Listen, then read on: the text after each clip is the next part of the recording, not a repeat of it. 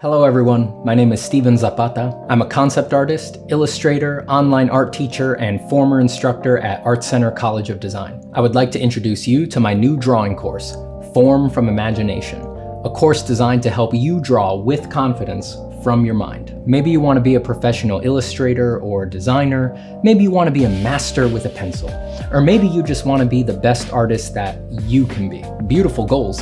But it's not always clear how to improve the work that you do from imagination. Over the past 6 months, I've taken all of the little eurekas, tips, and essential exercises that gave me confidence drawing from my mind and compiled them into a sequential course. We start with the absolute foundations, covering the scientific nature of light and shadow, how to hatch, how to create flat tones, how to render spheres and cubes, and step by step, we move through combined shapes, complex shapes, organic shapes. We cover how to simplify extremely complex subjects like the head into basic shapes so that you can handle them more easily from your head. We look at how to understand and treat details. And by the end of these 14 chapters with over 50 video lessons, you'll be ready to do complex designs from your mind with fidelity and energy. And all the demos are done in pencil on paper, so you can do all of the assignments even if you don't have a fancy digital art setup. But I also have demos, instructions, and modifications to the assignments for those who do want to do them digitally. Here's how it works. Go to formfromimagination.com and sign up for the course. Download the assignment book and start watching the lectures.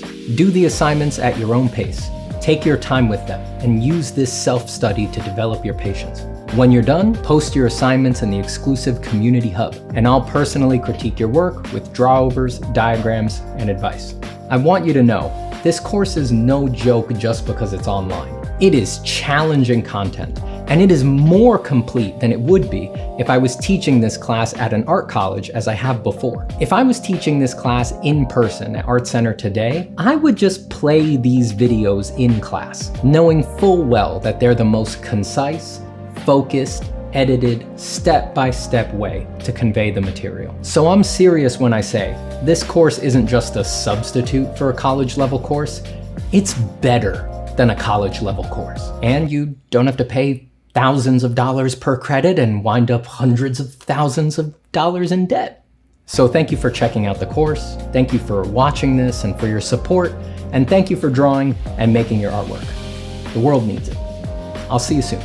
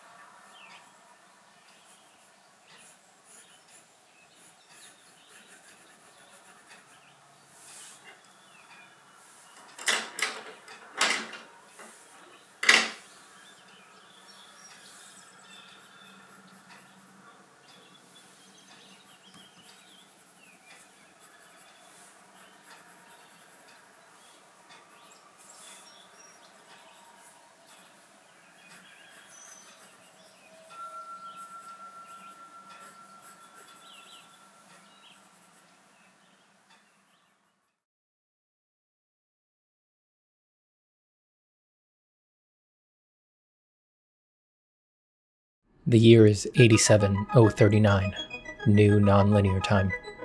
It's been 50,000 years since Steven Zapata's final art stream, but we still live in a golden age defined by the gifts his stream bestowed upon mankind.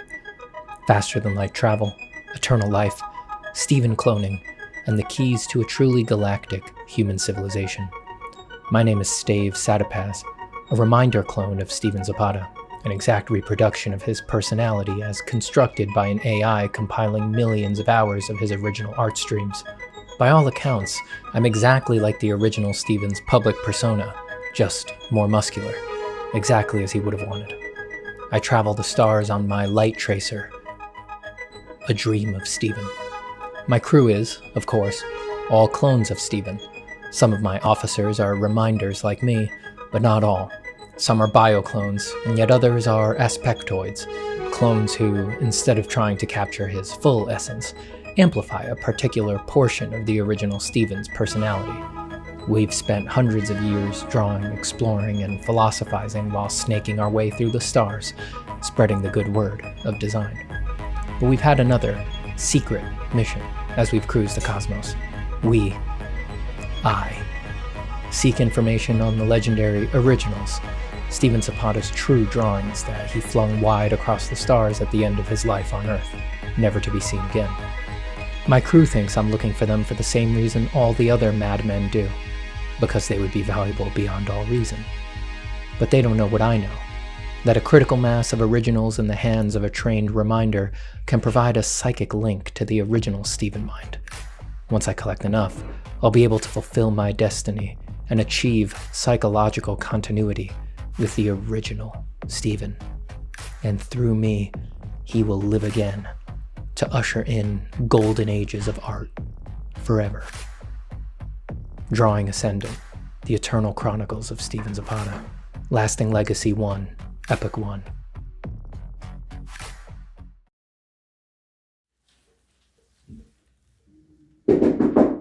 Come in. Oh, Hello, Joseph, is it? hi, Dr. Zapata. Yes, Joe.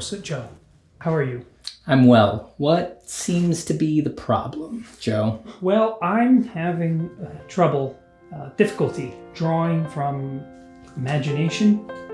Oh, Joseph, just so you know, that's totally normal. Why don't you tell me a little more about your problem? Is it that you can only draw from imagination if you're completely alone? Doc, I can't ever draw from imagination. What about if you're completely relaxed? When I'm totally relaxed, I can't imagine a thing. I see. Joseph, it's important to know that even with severe cases like this, there's always hope. I can prescribe an experimental therapy called Form from Imagination. Form from imagination? It's early days, but clinical trials are extremely promising. Why don't you try this for 6 months and then check back in with me? Okay, I'll do whatever it takes. Did you just draw this? Oh yeah. Wow, it's amazing. Hey, Doc, do you ever have trouble drawing from imagination? Oh no. You wouldn't. I mean, you drew this. That's right. Wow. Form from Imagination is an experimental therapy and is not yet approved for use by the FDA. Do not use Form from Imagination if you are already taking any prescriptions for drawing from reference, working side size, or tracing photos you didn't even take. Stop taking Form from Imagination if you experience any of these side effects: loss of interest in your personal projects, megalomaniacal self-confidence, hallucinations, unless they're the kind you're hoping for, drawing better than Steven Zapata, or feelings that purchasing the course was enough and you don't really need to do the exercises. Call your doctor if you have stiff gestures, flat forms, or boring ideas to address a possible life-threatening condition. Full sketchbooks have been reported with Form from Imagination and medicines like it. Other risks include long-term art careers, too many clients, and being worth more than you're charging for. Call your doctor today and ask about Form from Imagination.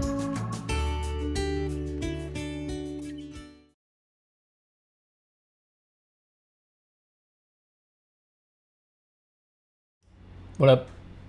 What up? Whoa, I look really underlit by my monitor. It's right under me. Can I accept that? Yeah, I can accept that. The truth is, I can accept that. If I'm 100% honest, I can accept it.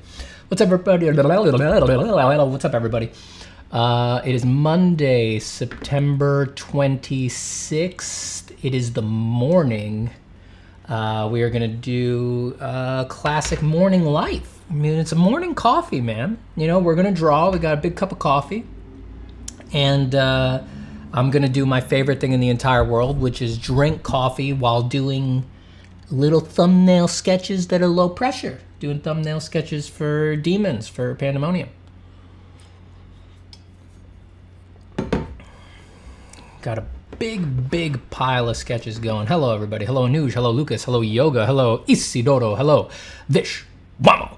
Hana. Hello, Travis. Hello, Benjamin Lyons. Hello, Raynar. Hello, Marta. Diaz. Hello, Animatasem. Hello, Troy K. Hello, Reynola Dominguez. Hello, Mitchell. Hello, Nicholas. Hello, Juicy Art, who has a question about how to get subscribers on YouTube. Hello, Anar. Hello, Fu Ronglay.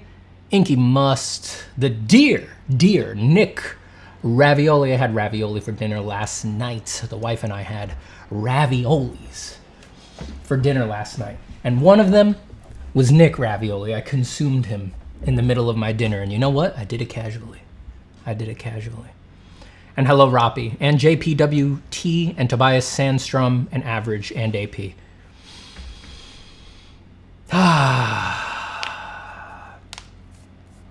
Hello, Stefano. What was that gibberish you said with your tongue? I said, blah, blah, blah, blah, blah. Are there any telenovelas you watched? No. It was never my, it was never quite my cup of tea.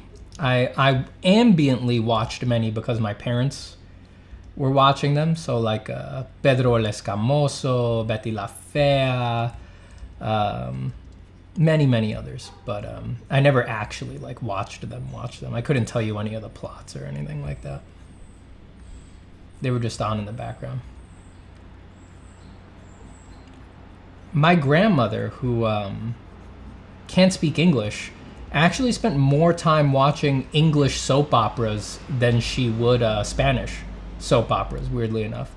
I think she just loved the form. But when I was a kid and she was taking care of me, she would sit at home all day and watch English soap operas that she didn't understand. And Bold and the Beautiful, Young and the Restless, things like that.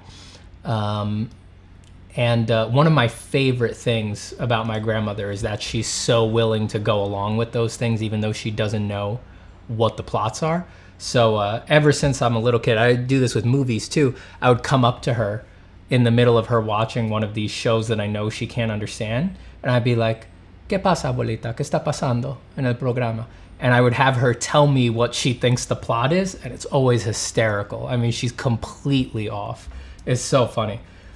She does it with telenovelas, but she'll also watch whole movies in English, not understanding a word of what's being said, but she just loves the visuals. You know, she'll sit there captivated the whole time, and it's the funniest thing in the world to ask her what she thinks is like happening in an action movie. She thinks that like the bad guy is like the main character's brother, or he's the secret baby daddy. You know, the main character has been cucked by this guy and he's been raising the bad guy's son. It's like, you're way off, but your plot sounds better than the one that's actually in the movie.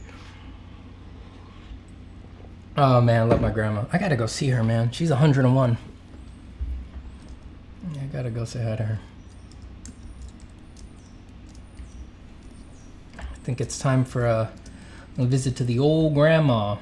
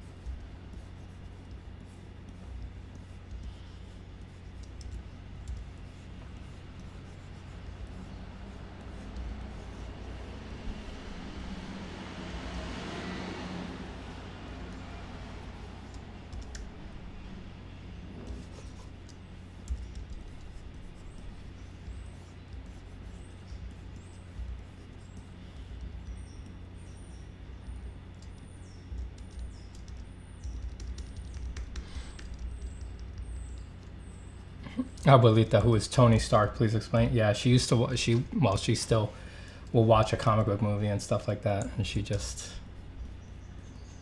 just not getting it.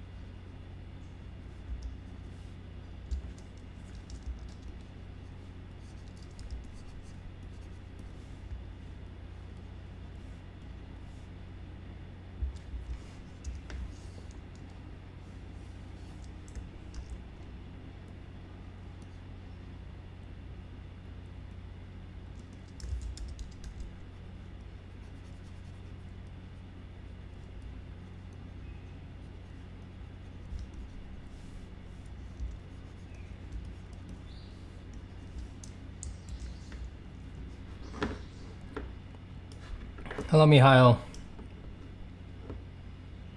Any advice for starting a YouTube channel? Oh, that's right. No. Remember, was it Yushi Art asked earlier, saying that they're doing a YouTube and they're having trouble getting subscribers and stuff like that. So I'm assuming you guys are doing art channels, right? I think Yushi said so explicitly.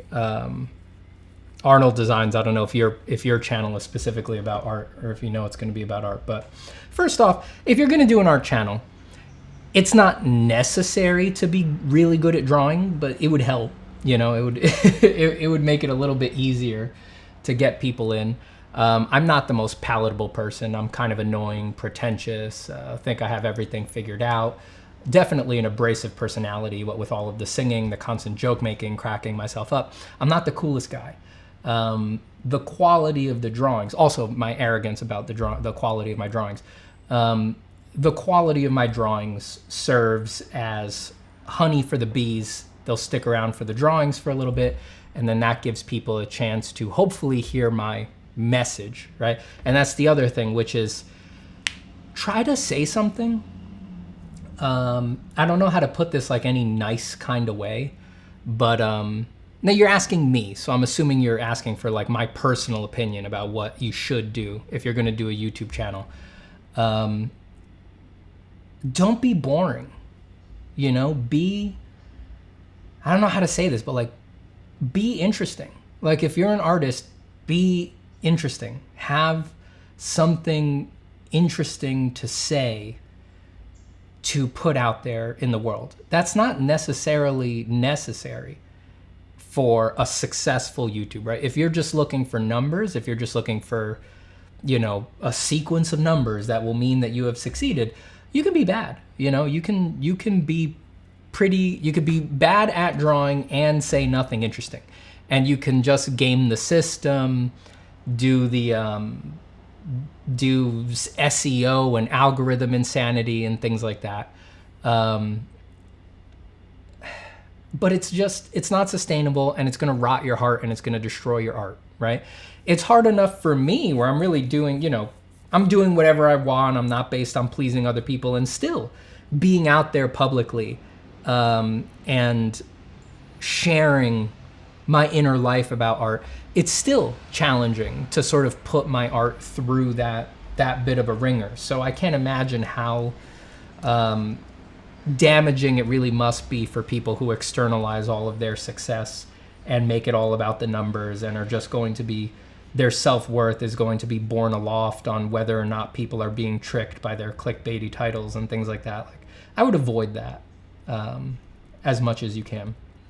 Try to actually help, you know, say something that might actually be, you know, of use to serious artists beyond, you know, week number one of confusion. You know, I don't want to cast too many damning aspersions on my peers, but it's easy to just make banal infantile crap that will only serve to damage your art heart in the long run. And you're better than that, you know? Go for the master class. Go for really digging in deep on the emotions. You know, art is going through a very hard time in the current era. And artists need a kind of help that is sort of in short supply out there on the internet right now. Artists don't need help with, you know, again, if I name a particular little problem, it'll sound like I'm casting aspersions on some specific person or something like that. I'm not. But like, the baby stuff is the baby stuff, and it will always be the baby stuff, and that's not the stuff artists need help with these days, all right? The robots are rising up. We're not getting paid enough. We're being crunched. We're being destroyed. There's bad optics in the world. Artists need high-level help with how to manage the difficulties of being an outlier person, of being a complete weirdo, of being a stranger in the world who people, even the people closest to you, can't really understand. That's the stuff artists really need help with. Even if they're not, you know, they'll be, you know, there's some people who will be like, shut up, Steven, if I want technical help, give me technical help, you're being a pretentious jerk. It's like, yeah, maybe. But does experience count for anything? Does the fact that I've been around the block more than once count for anything? Like,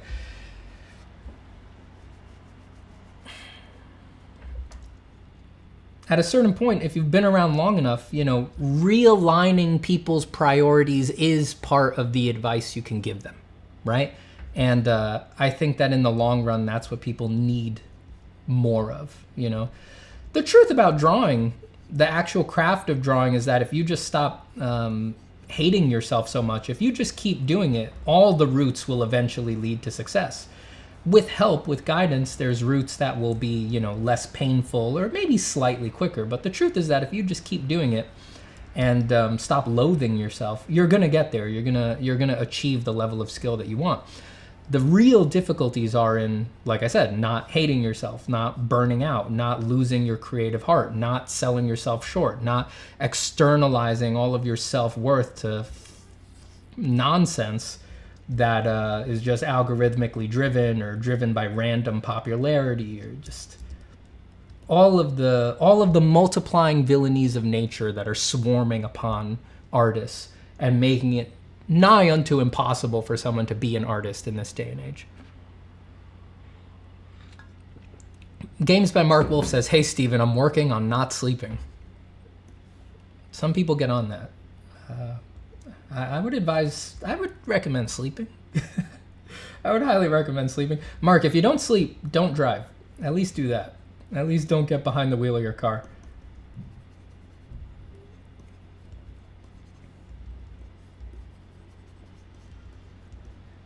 Let yourself take a nap, though. You'll draw better if you take a nap.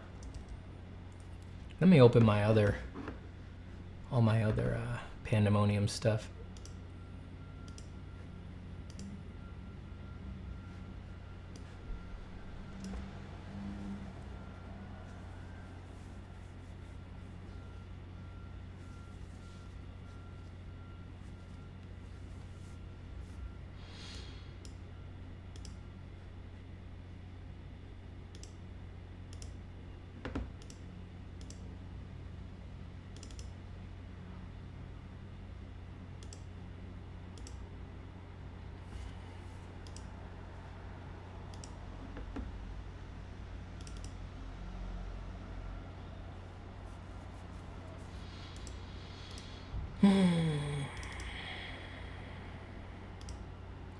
Demons, demons, demons, demons.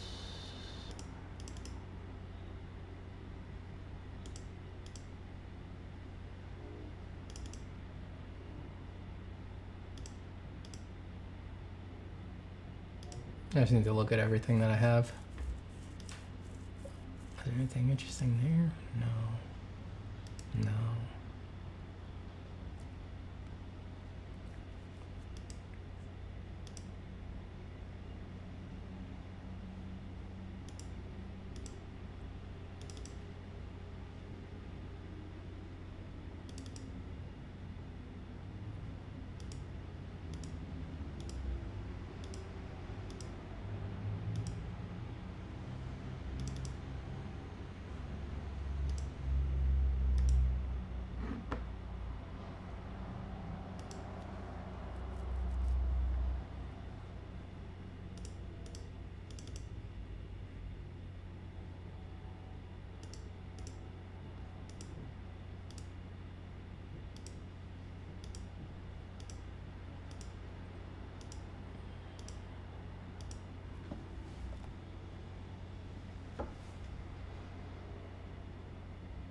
Steven, have you ever heard of the artist Hyman Bloom? I have not.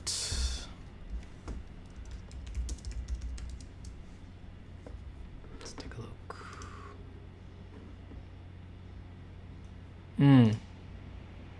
Yeah, I have seen his work before. I did not remember his name. Sick stuff. Positively demented. Very cool. Seems like a well-adjusted guy.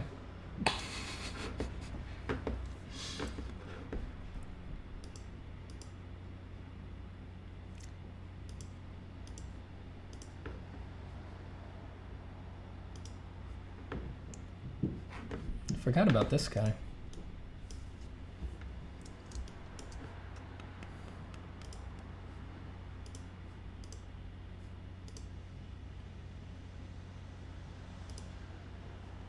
Now let's keep doing thumbs. Can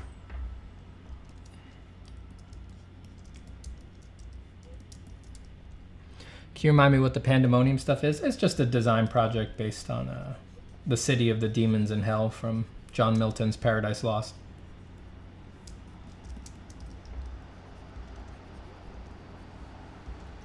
It's not really done in the same style as my illustrations for Paradise Lost. Those are more, let's say, open-ended or fine arty. This is more done in the typical tropey language of design. It's more like I'm using it as a launching off point for a standalone, like a design portfolio or something like that. It's not really meant to link to the illustrations.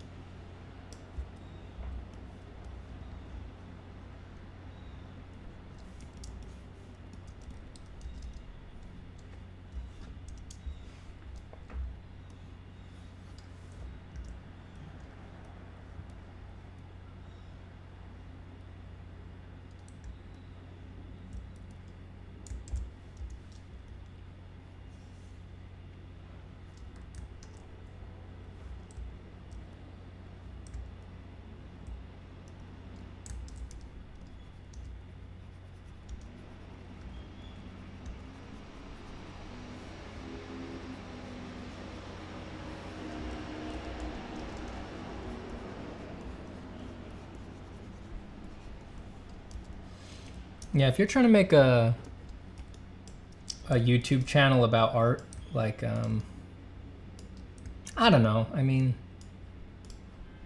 it's hard for me to not be a pretentious jerk, you know? I wish I could just be as charged up about like, oh, here's how to draw a hand as I used to be, but, you know, once you've been doing it for 16 years and you know how to draw a goddamn hand, it's like, there's only so excited about that stuff you can get. And what am I trying to say to you? There's an untapped market in art, which is the more advanced side of art making. That's an untapped market. There's very little of that out there. I'm in that market. I'm in the market for advanced art content.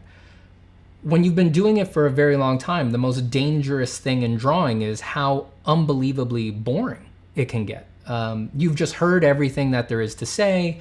There's no little hot art tip that will help you anymore. Like, I've been doing this for too long. Like, there's nothing you can say about values or colors that I'm gonna, like, in one day be like, whoa, I just jumped up a level, like, what? Like some meme thing like that. Like, it's all uninteresting. It's like, I've tried it all. I've been there. I know that the only way through is through decades of hard work. So I can't get charged up about that stuff. So my greatest challenge in my personal artistic practice these days is fighting boredom, is fighting nihilism, is fighting the creeping uncertainty about how worth it all of this is. If you can make a channel that deals with the advanced stuff, right? Which maybe you're not ready for that, right? Maybe you're not on the other side of 16, 20 years, so you don't feel ready to do that. But if you can make that your goal, if you could get there, I'm in your market. I will be your biggest fan. I will support your Patreon. If you can inspire me and give me a reason to not find this stuff boring anymore, if you can sink in to the spiritual, the difficult, the explosive, the scary, right? The aggressive, the stuff that is going to push someone like me, who would be your peer at that point, to feel continually inspired and wanting to do this instead of waking up every day like, you know, in the humdrum mediocrity of Monday morning psychology. You're the winner. You win. You take the cake, you know, take all of my money, not just an abstract audience's money. So there's a definite untapped market in there. I've done my best to make, I mean, my channel barely teaches skills, right? My channel, you know, I don't really, you know, there's no video on my channel that says, here's how to draw a hand.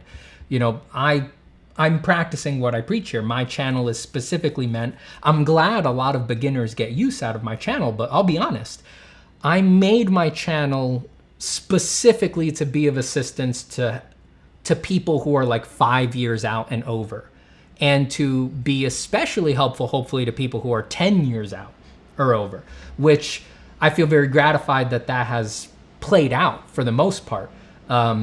It's funny because those people are so busy that they tend not to comment or anything like that, right? But I get emails from them with some regularity, and it's very gratifying to know it works. You know, it's very gratifying to get an email from, you know, someone who leads a team at AAA Studio B and they're like, you did it, man. Thank you. I don't feel burnt out anymore. I'm going to go back to doing personal work. It's like, that's the juice right there.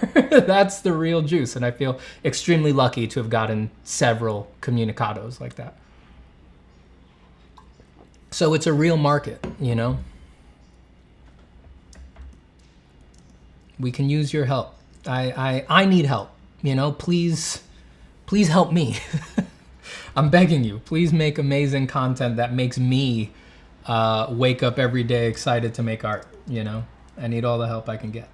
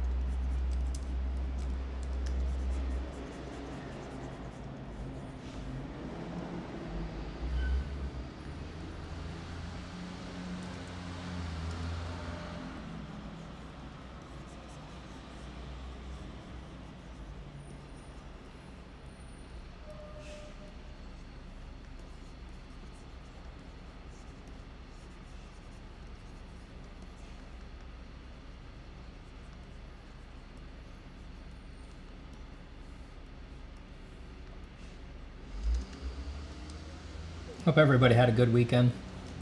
I rested up good this weekend. Went out to a nice little, went out away from the city. Listened to some live music at a nice beer fest on a farm.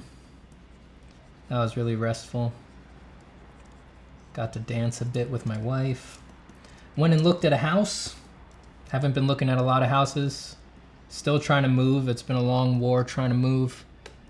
Have not succeeded at that. have been looking only at apartments and stuff like that, but something popped up over the weekend that we were like, whoa, let's go look. Did not pan out. Was deceptive from the photos, but that felt like a milestone. That was the first time I'd gone to like really earnestly look at a house and be like, would I buy it? I might buy it, you know? So it didn't work out, but it felt like a milestone. Like a change in the old psychology.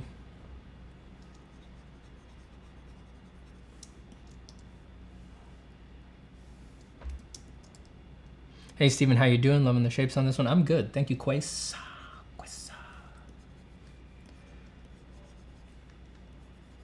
Just doing some thumbnails. Since I'm doing them digitally, doing all the fun things that digital makes easy to do. Like I can do my thumbnails in color.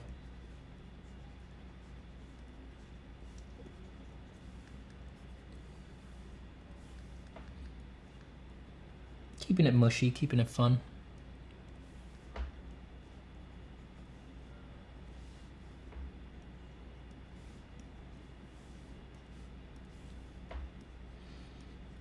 My beloved morning coffee time. Low pressure, expressive.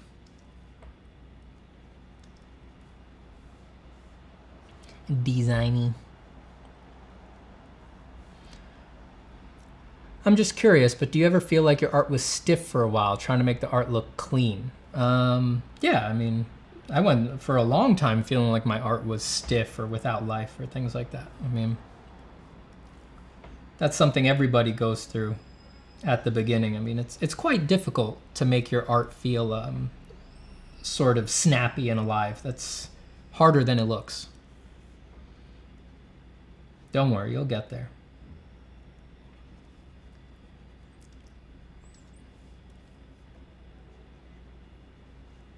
Just focus on the overall impression if you want to get over stiffness. Try drawing very small if you really don't have any idea of like what the overall impression means. Try doing very tiny sketches. That doesn't mean fast. Do very tiny sketches that you still spend a good amount of time on, you know, maybe a few minutes, and see if you can make the very tiny sketch look beautiful. And that will sort of teach you what the overall impression is in a drawing.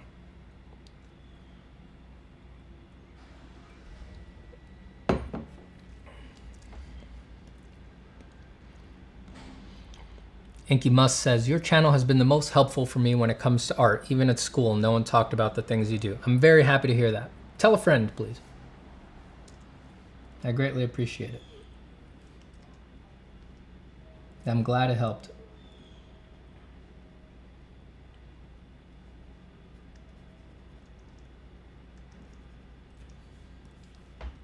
It does mean a lot to hear something like that, because, you know, I gotta admit, it ain't easy, you know?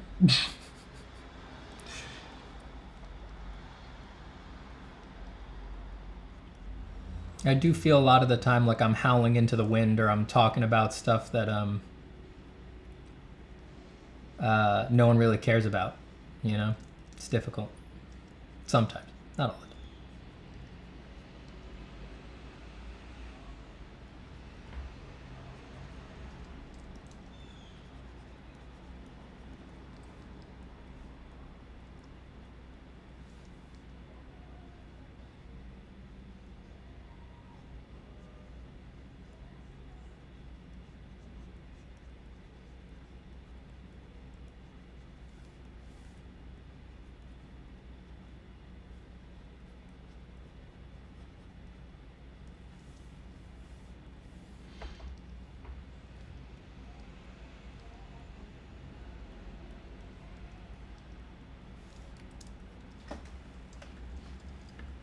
Seth Hat says, I care, Steven.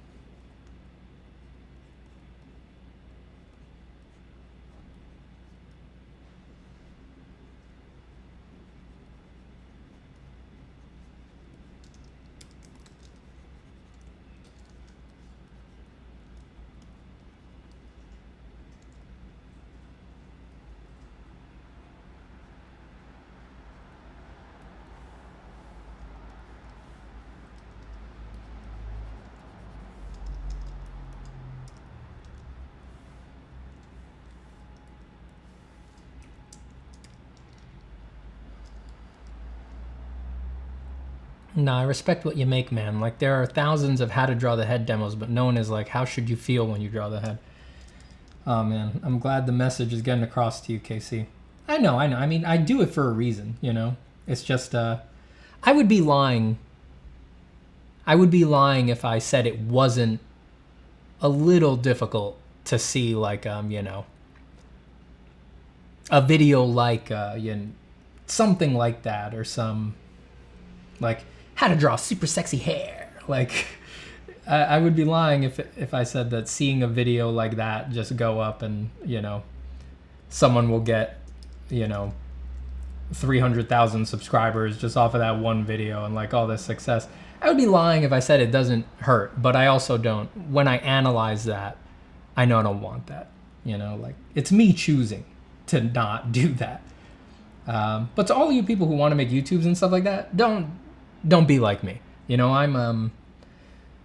I have the kind of artistic soul where it's like, it's my destiny to die alone in a garret, you know? I'm like the worst kind of bohemian loser when it comes to art.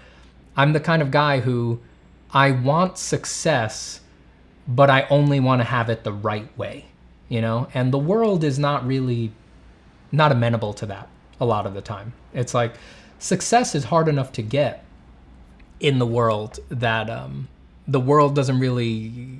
There's a lot of ways to get it not the right way, or being annoying or underhanded, or, well, not annoying. Annoying is the wrong word, but just, see, it's just, I'm just heaping more and more shame upon myself with both hands, because it's like, I am implicitly judging the way other people make their success and things like that. And that's why I'm saying, don't be me, right? Like, just, it's hard enough with art. Go get your success, right? Just do it. But me, I'm that kind of guy who it's like, I want to succeed, but it must be the right way. You know, I can't go to my grave feeling that I did it the wrong way. You know, I have this involuble, annoying, iridescent blue bird living inside my chest that it's just like, it'll only be this way. It'll only be this way. Fuck everybody. It's got to be my way. It's that all the time. And it's like, that's an archetypal artist spirit, you know? And, it's hard. It's hard. But if you have it in you to not be that, go get your success any goddamn way you can get it. Don't be like me.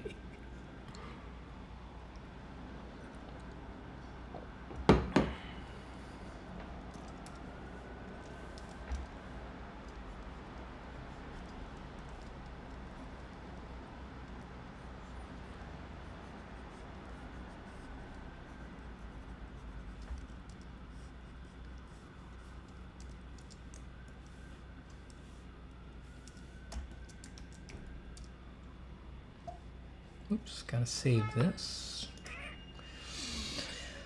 Sketches for demons.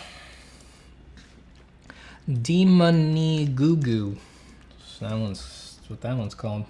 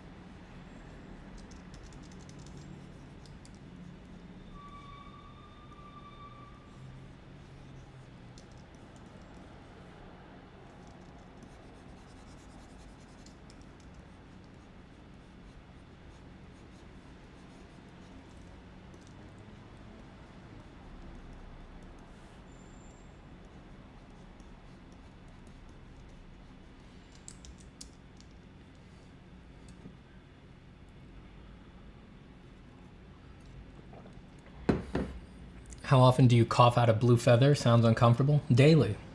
If the blue feather represents being suffocated by my own artistic values, daily. I have an annoying industry question for you. Is there room for concept art in the medium of charcoal? Not right now, not really. Not, on occasion, you know, an occasional task will be amenable to a particular medium, right? So, for example, if there's a task in a video game, for example, to make if the game requires a literal charcoal drawing, right? Let's say back on Elder Scrolls Online, I used to have to draw these maps that were supposed to be drawn by characters in game that would show where treasure was in the world. So it's like an item you'd get from a quest. You'd pick up somewhere, you'd view the map, and it would be a drawing, a charcoal or ink drawing of a location in the world, and you would need to go find it, and there'd be treasure at that spot. A task like that, if you have time, it makes perfect sense to do the concepts in charcoal or in real ink, because you could either just put it like literally in, you could scan it and use it as the art for that, or you will know that you were designing something. The medium will make sure that all of the choices you're making in the concept will translate perfectly to the final execution in this simulation of that particular medium. So particular tasks like that might ask you to use something like charcoal, but as a generalization, like, is it likely that I can get a concept art job being a charcoal artist? Unfortunately, I would say it's unlikely these days.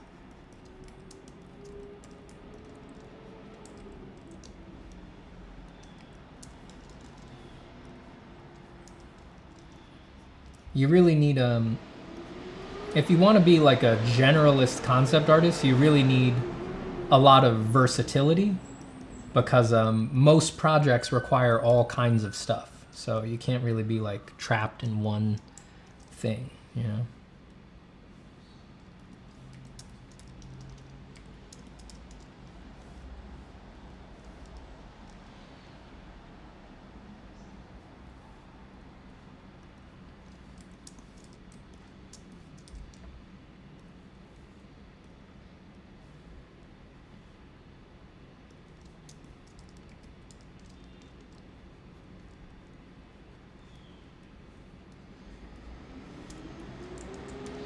Did you work as concept artist in Elder Scrolls games? Yeah.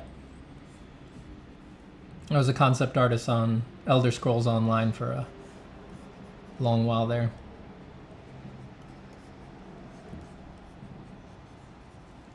I worked on a bunch of the expansions. I worked on Somerset, Elsewhere, Murkmire, and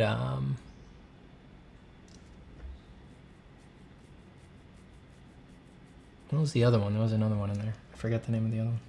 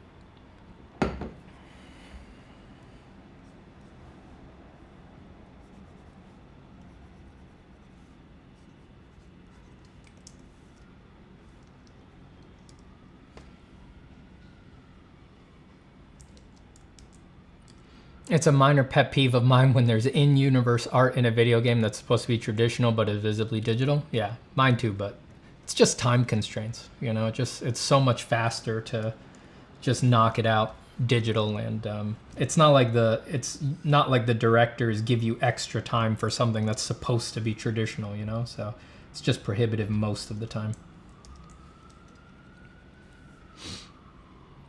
Are you allowed to tell or show which creatures and stuff you designed from Elder Scrolls?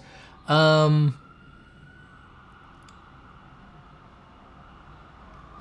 try not to show it because that stuff is, you know, you got to be careful with, unless you get explicit release, it's always kind of a risk to put NDA stuff out there. I can say like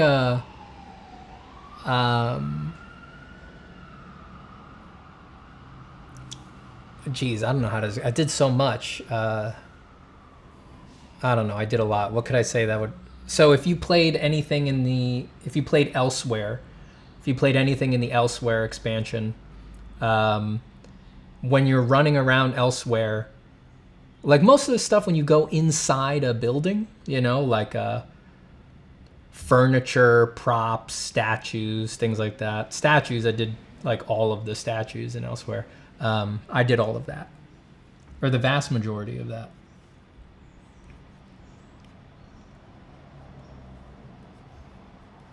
That's just like the widest net one, I could say. But I did all sorts of things.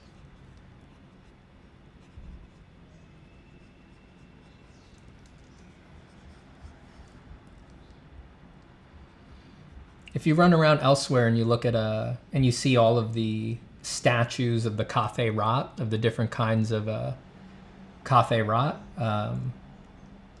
I did all those statues, which that was fun because those were actually wound up being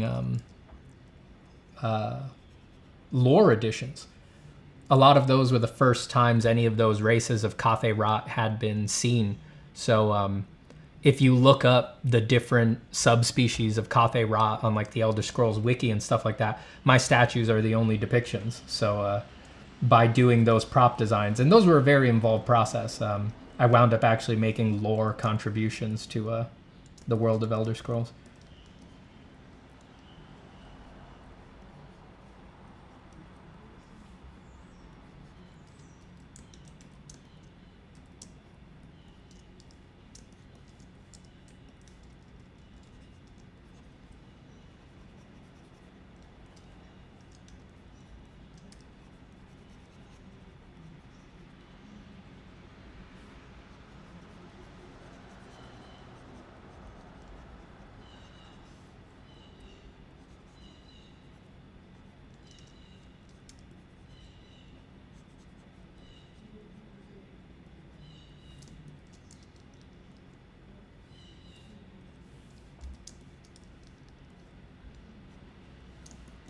Yeah, Khajiit, it's not Cathay Rot. Sorry, I was just riffing there. The Cathay Rot is a particular subspecies of Khajiit. I meant all of the statues depicting subspecies of Khajiit. A lot of those are the first times those subspecies have been seen. So that's what I mean by them being lore contributions. And I should shut up now.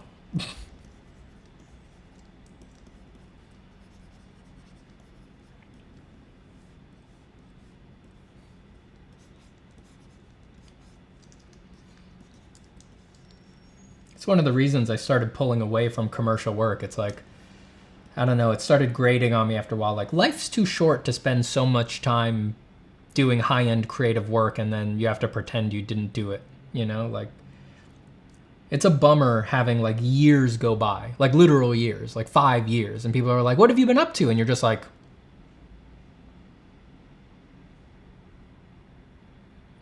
you know, for all intents and purposes, the rest of the world would think you've been doing nothing for the past 5 years. It's very annoying.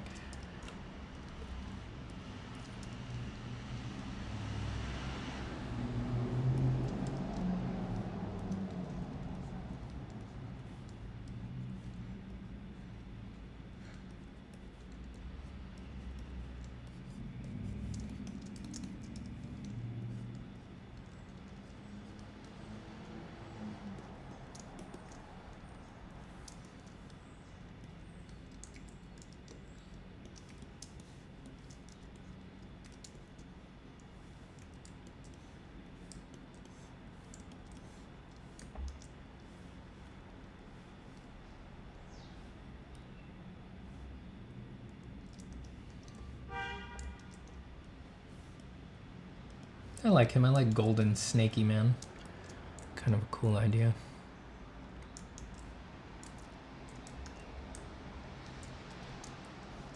Now let's do another thumb.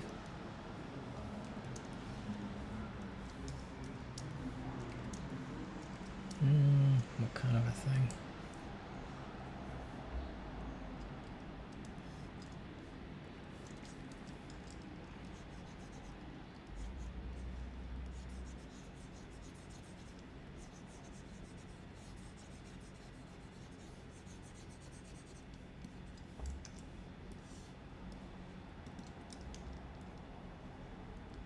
Working very small.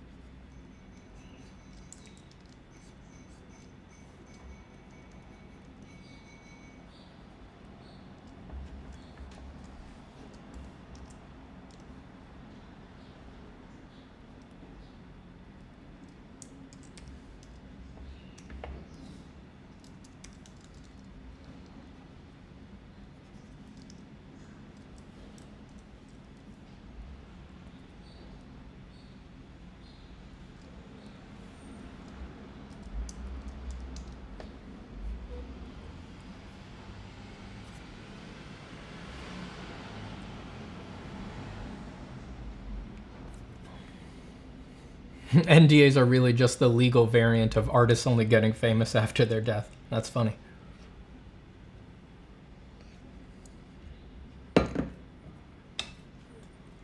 Hey man, would you recommend get a job like my people want? Like, get a job like my people want, or continue to just draw away my time? If I get job, I feel the drawing just stops. It depends who you are as a person, you know? Depends on the person, the temperament, and the job. You know, I think for a lot of people, getting a quote unquote, getting a non-art job, and doing your art on the side, I think that's actually extremely healthy for a lot of people. It kind of builds your excitement to draw while you're doing this job that you don't like or annoys you or is, you know, very exhausting physically or something like that. And even though it may be annoying or a little bit painful, I think in the long run it becomes a positive feedback loop. And as much as you might love drawing, there's no guarantee that you'll like doing it 9 hours a day for money. So I think the regular job is a good idea for a lot of people, but you might also be the person who, you're just crazy. You're just a psycho like me, where nothing else will do. You're just a stubborn, insistent, get what you want or bust piece of shit like I am. You're just like, I'm not going to do something else. This is the only thing I care about doing. And I don't know. I have no chill. I don't know how else to put it. You might be like me, where you just have no chill, you know? I just get... I'm a high anxiety person, very worried person, overly obsessed with how to live my life the way that I want and things like that. And I can't stand doing stuff I don't care about, that's a me problem, right? So if you're like me, you're just gonna insist, like, I gotta be deeply involved in everything that I'm doing and I gotta feel like it's the right thing to be doing. And unfortunately, for people like you and me, there's really no other option. You know, you got to make it work or you're screwed. So, you know, you gotta get honest about your temperament and things like that. What kind of person are you?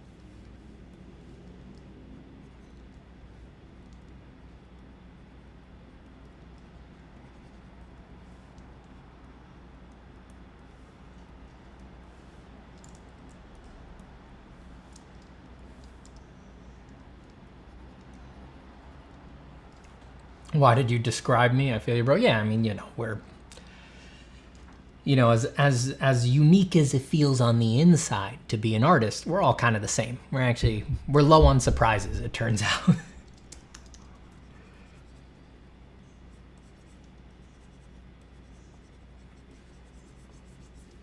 We can definitely commune with each other on these things.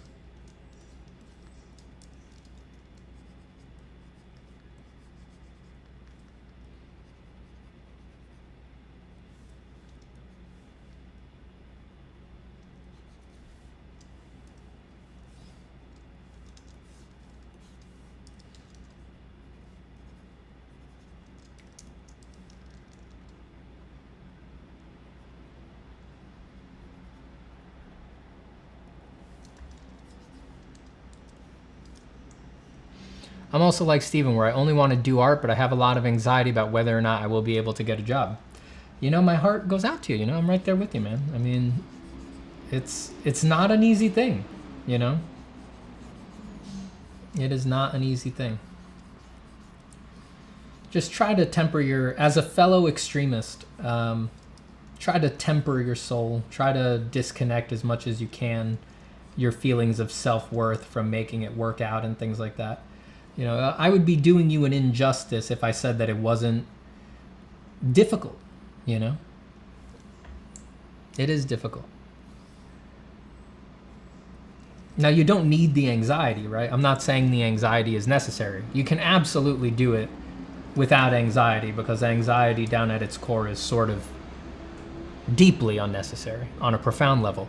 But what I'm trying to say is that your anxiety is justifiable. Like, it makes perfect sense. Like, you don't need to worry about it in the sense that, like, you're crazy or anything like that, which we do get that. It makes perfect sense. Steel yourself for the battle ahead.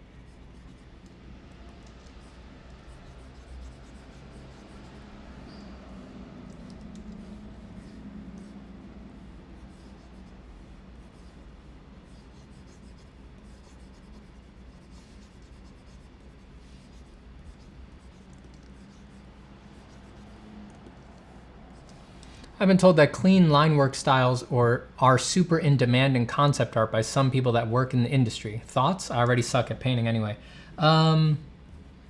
It depends on the studio. The tough thing about concept art is that it's not actually one job. As an insightful student of mine once said, it's a million different jobs masquerading as one job.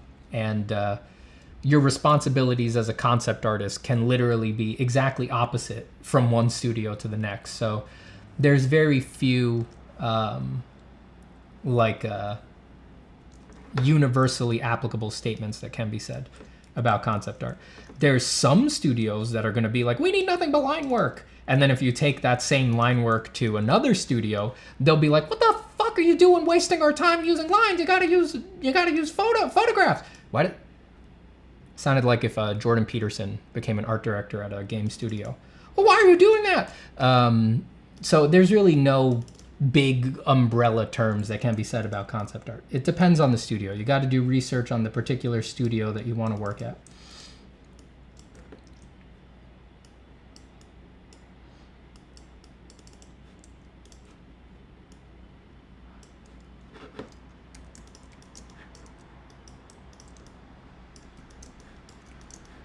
I think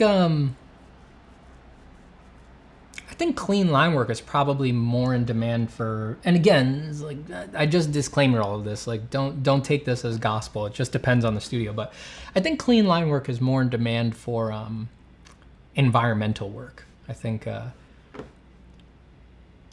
find on the environment design side of things, that has a lot more line work demands than something like characters and things like that.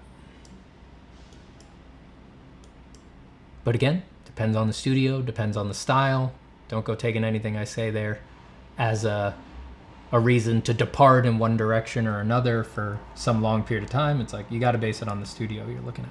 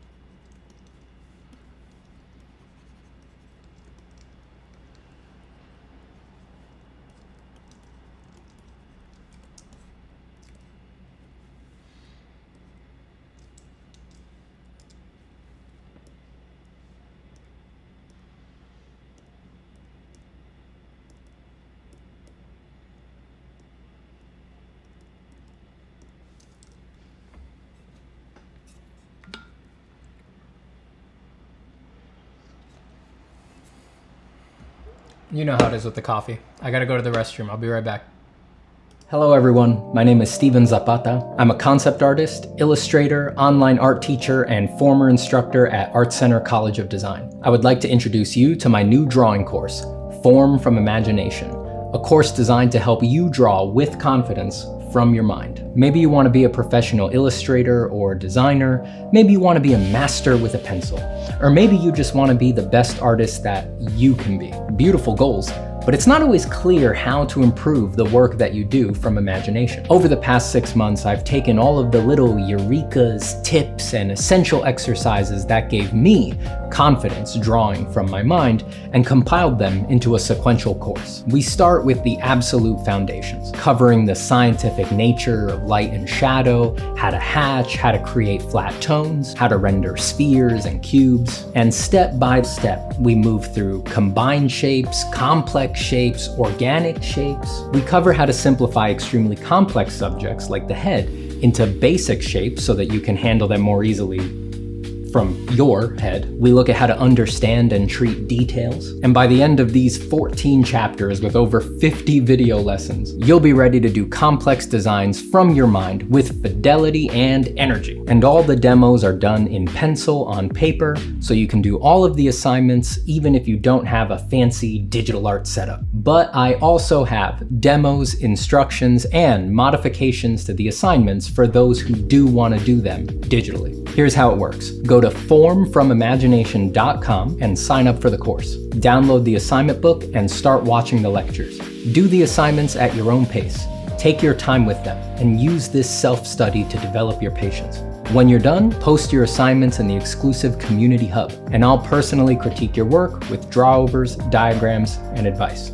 I want you to know, this course is no joke just because it's online. It is challenging content, And it is more complete than it would be if I was teaching this class at an art college as I have before. If I was teaching this class in person at Art Center today, I would just play these videos in class, knowing full well that they're the most concise, focused, edited, step-by-step way to convey the material. So I'm serious when I say, this course isn't just a substitute for a college level course, it's better than a college level course. And you don't have to pay thousands of dollars per credit and wind up hundreds of thousands of dollars in debt.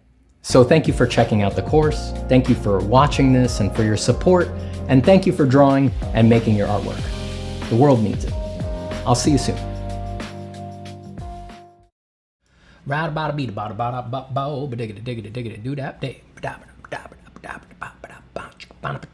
Hey, see Buckthorn. Grant us refuge, O gods of art.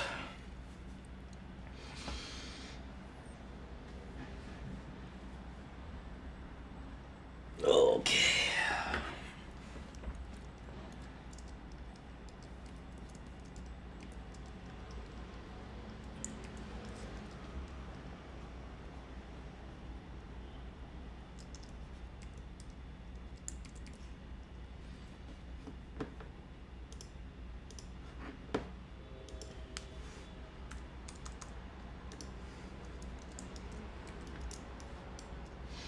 How much life drawing did you do at Art Center? A ton. Not really mandated by my program. My program is more design focused, but I went to life drawing all the time because I didn't want to be. I wanted to be a good designer, but I also wanted to just draw beautifully. Wanted to have a very high level of ability with drawing the figure in a naturalistic way, which is not at all a requirement to be a great designer. You can be a great designer and have pretty crude drawing skills. If you need an example of that, go look at the costume design sketches for the original Star Wars. Excellent, excellent designs that have stood the test of time. But very, very crude drawings. They'd never... That portfolio would not be up to snuff these days.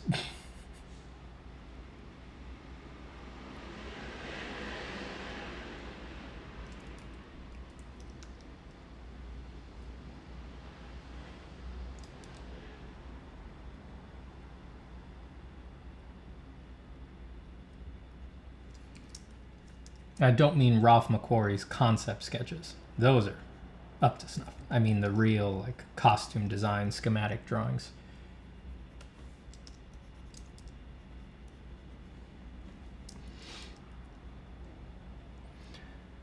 I always find myself merging all layers and painting on one single layer despite separating them prior. It seems more intuitive. Any tips for maintaining layers / when should I be merging? I mean, depending on the process you're doing, you should never merge, you know? It is more annoying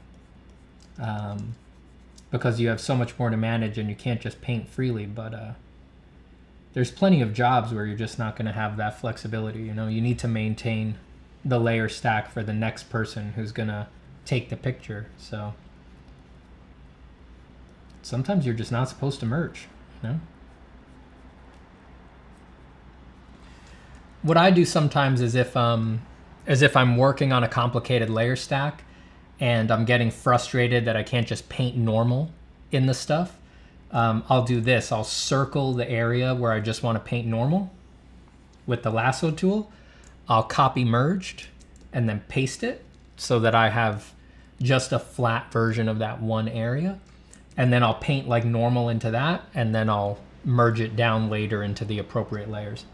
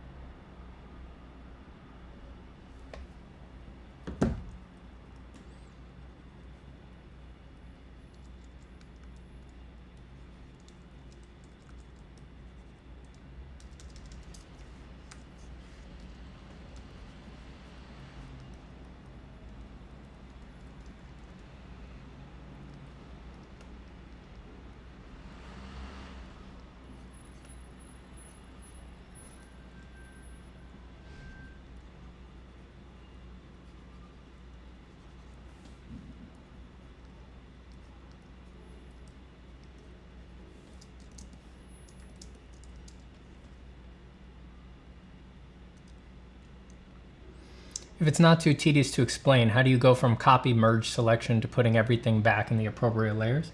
Well, sometimes you can't if you really combine too many aspects, but like, for example, whatever I painted, I'll put it back on the color layer if I have the colors and the lines separate. Sometimes you want to be able to like blend the lines into the colors and things like that. But yeah, to be clear, sometimes, you know, if the copy merged, let's say 8 different things that you've been keeping on separate layers, like shadows on one layer, lights on one layer, specular highlight on another layer, lines on another layer. If you mushed all of that together, then there's no breaking it out. And really in that case, like I said, you really just shouldn't be merging if you're really trying to maintain those layers. If there's not that many layers, then you can usually find some appropriate place to stick that manual painting work. But yeah, if you smush too many things together and for some reason you need to keep those apart, you really just shouldn't be merging. It's just discipline at that point.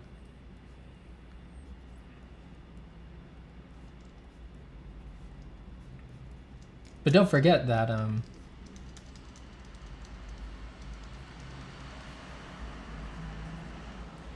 if you're not working on a team or something like that, where someone needs to get the layers later, or if you're not working for a client where you need to be ready to make adjustments, you really probably just don't need to have all those layers, you know? If you're feeling that desire to merge them for yourself, then you've probably got everything you need from the layers and you can just merge happily.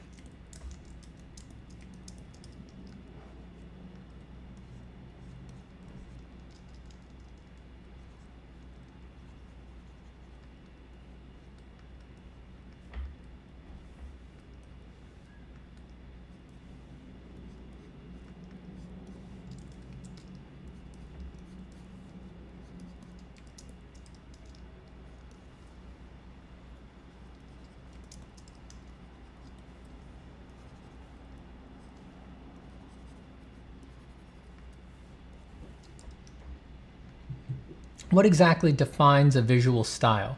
Like when prop environment character designers work on a project, what do they use to stay in sync visually? Do they have a shape design chart, something like that? They have all sorts of stuff, but it's not usually them who made it. It's the art director who made it. And that document called the Design Bible or the Style Guide, people use all sorts of names for it, but usually that has been established by the art director long before you've come on the project. And depending on the scope of the project, that document can be hundreds of pages long. So it's a very involved, it's as involved as you could imagine something being of that sort. I mean, it's, you know, it's, I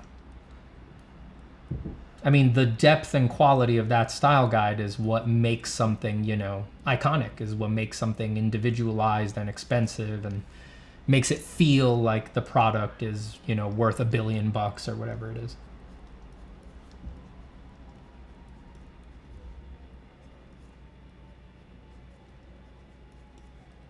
And sometimes you're one of the artists who's on board with the AD to make that style guide document, but if you're in that situation, you know it, you know, and you're not in sync. You guys are together as a team finding a way to converge, but you're beginning without being synchronized in terms of shape language, value language, all of that stuff.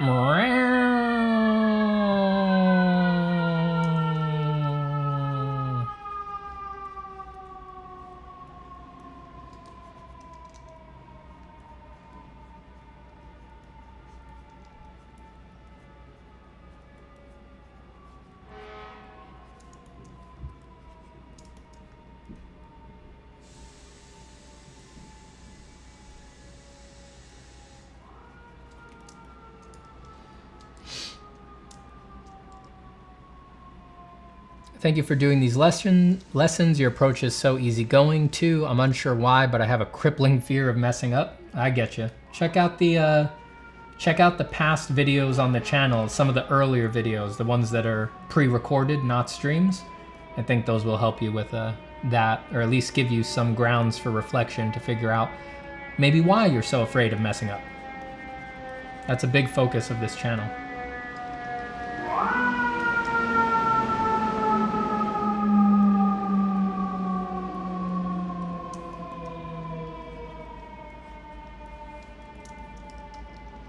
Whew, can I just tell you, the house that we went to look at this weekend had a soundproof studio in a separate cottage. Why do you think we went to check it out? Yeah. It's gonna be good. We'll get there. We'll get there. I live in a loud place.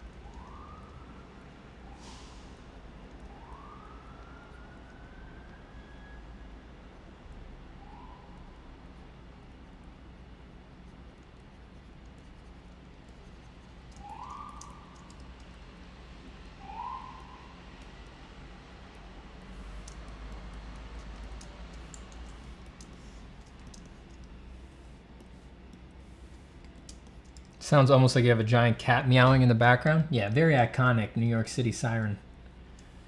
The cat's meow. It's the cat's meow, baby.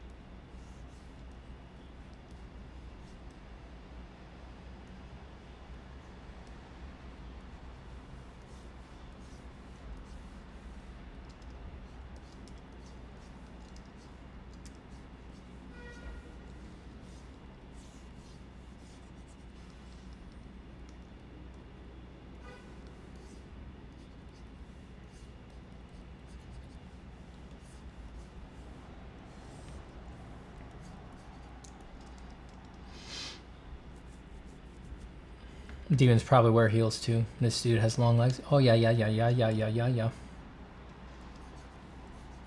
Oh yeah.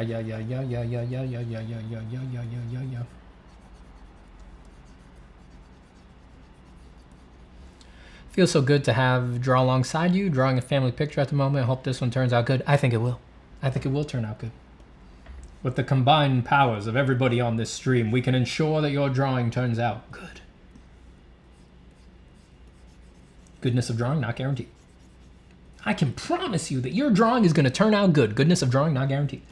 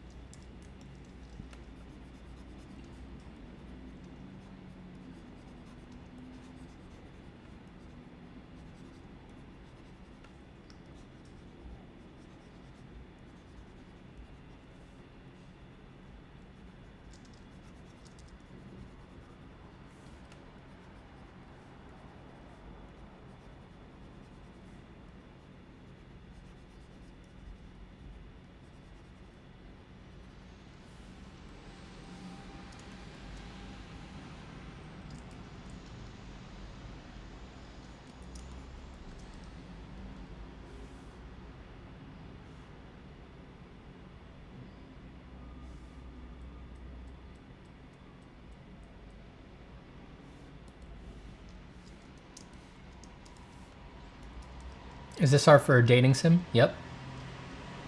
I feel like I've made more improvement quick sketching random images on Pinterest than studying books or courses ever did. I should have just did this years ago. Nice. Ride the tiger, babe. Get all the gains out of that you can.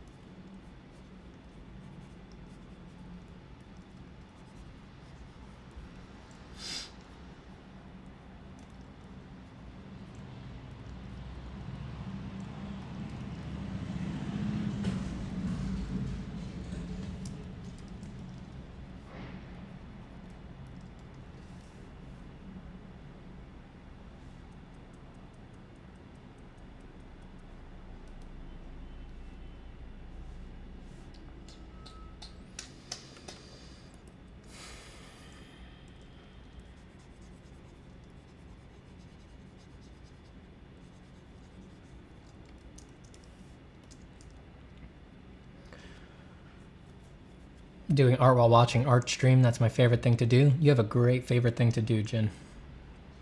Do you pre-plan your colors, or does that come to you as the drawing progresses? Yeah, because this is just sort of open-ended designing and sketching. I don't pre-plan it. I'm just discovering it as I go along.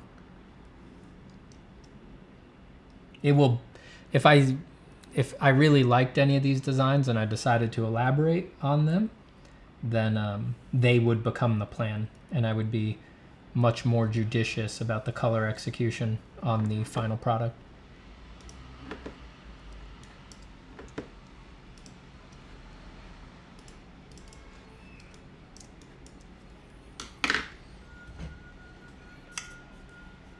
What fitness routine do you have in place to keep your vessel in prime shape for art making?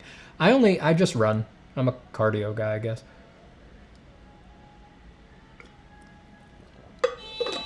I like to run. I'll go on a run today, hopefully. I like my personal preference for exercise is something that's repetitive so that it's meditative and it leaves me exhausted. So it kind of it tanks a lot of the anxiety, you know. There's only so anxious I can be if I've, you know, run for an hour that day. Leaves me just takes the edge off, you know.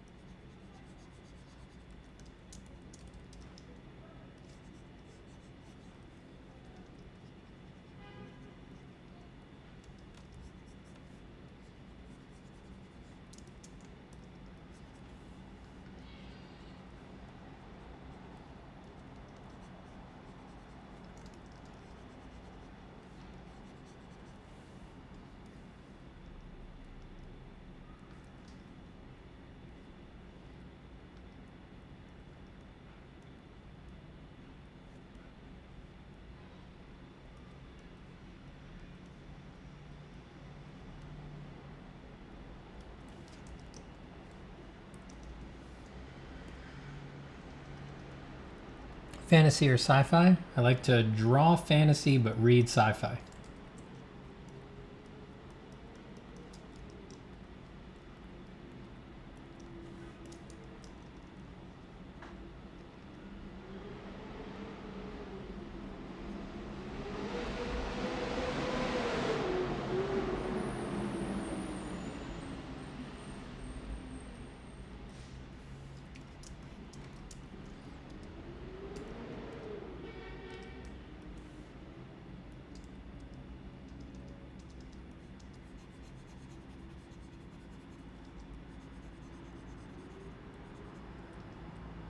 Can we get much higher? Can we get much higher, higher? Oh, wow, wow, wow, wow. Wow, wow, wow, wow, wow, wow. Can we get much higher?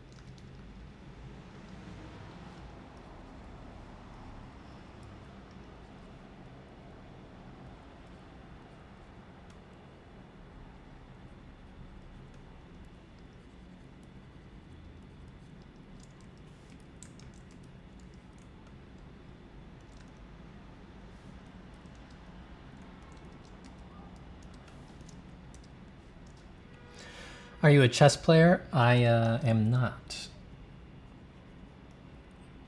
Have you ever been told maybe you take your art too seriously? I assume you have. But by a boss for work? No. Not by a boss. They would never dare step to me like that.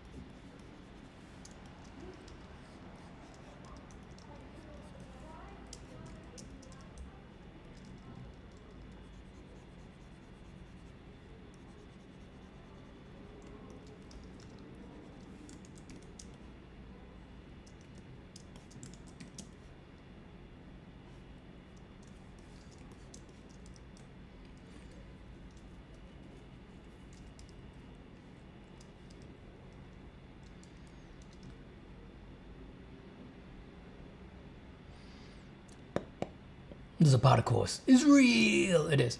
Do you play video games? If yes, what game inspired you the most in terms of art? Like motivated to do in that genre of game?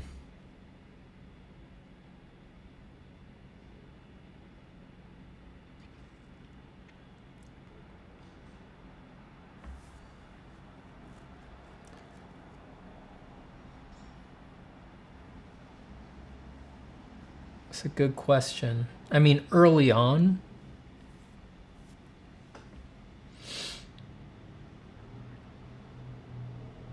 I was very motivated by video games, but rarely for genre, you know? Games rarely motivated me for genre. They motivated me and inspired me to do good design, but games rarely motivated me for genre. I was more inspired by movies for genre. Bloodborne, Mario. I mean, Bloodborne was very inspirational, but much later. You know, I didn't play Bloodborne until 2018.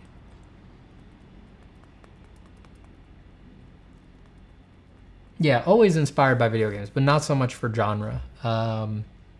You know, like the Mega Man games always made me want to do cool designs, but I didn't really work in sci-fi like that, you know, but I could tease apart the thematic quality of the design in those games, and that always really inspired me.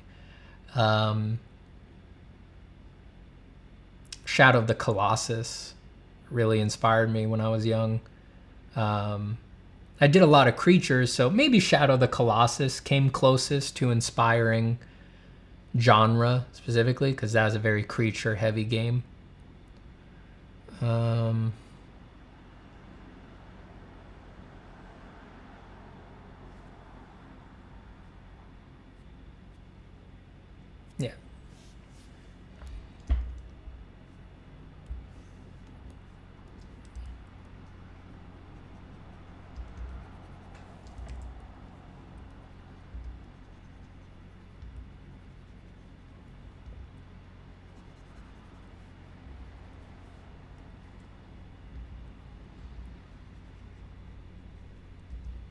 Good choice. I take it you're a Mega Man X fan rather than the Mega Man Classic. Yeah, Mega Man X is definitely where it's at for me. I've played plenty of the original Mega Man games, though. Off and on, here and there. But the X series was definitely what was near and dear to my heart.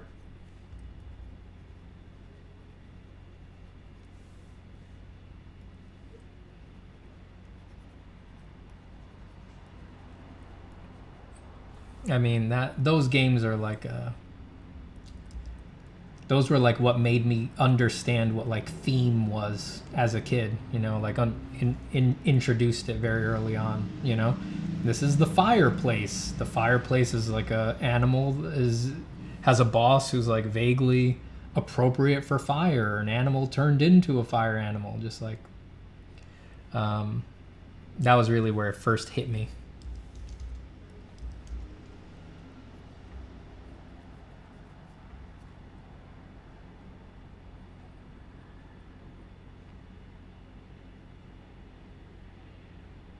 Happy to have you here, King Arthur, whether you're drawn or not.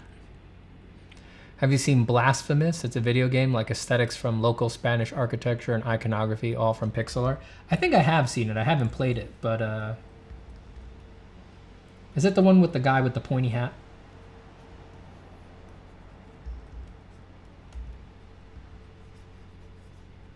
I think I've definitely watched trailers, maybe watched someone stream it for a few minutes here and there.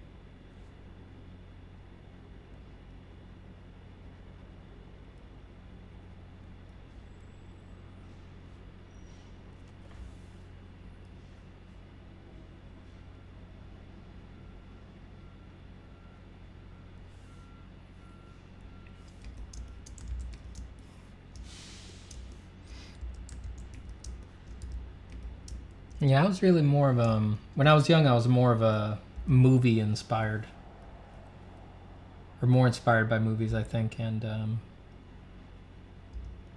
when I went to school and stuff like that, I wanted to be a film concept artist, not a video game concept artist.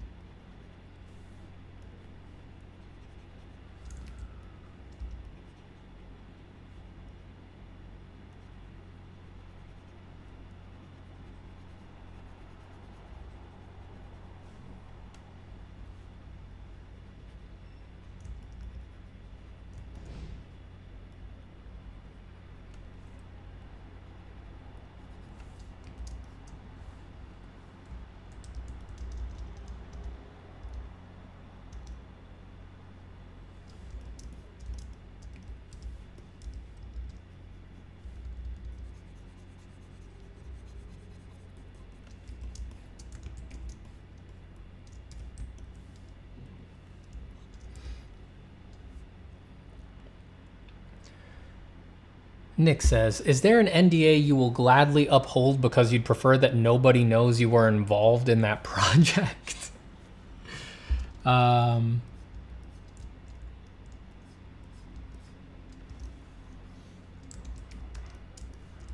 Yeah, I guess so. I mean, not really, because I'm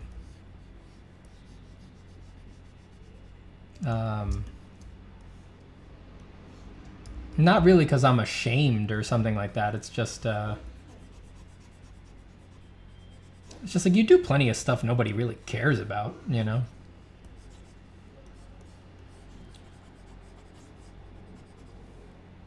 I mean, most commercial artists have a big backlog of work that they've done that you'll never know they did it. You know, you're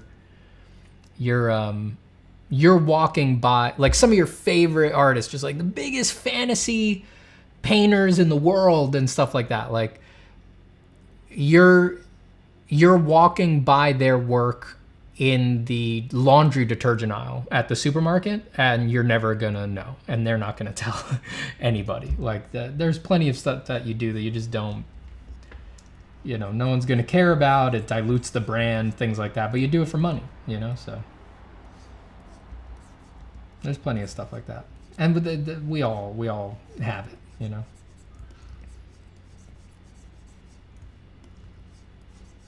I have a few things that I just like, ugh, you know, there's things that I really don't agree with and things like that. Like, I've done plenty of work for, like, other cultures that I don't share their values. And sometimes I have to, it's my responsibility as the artist to put their values in the picture. And I want to put a bullet in my brain when I do that. Don't like doing that. That stuff sucks.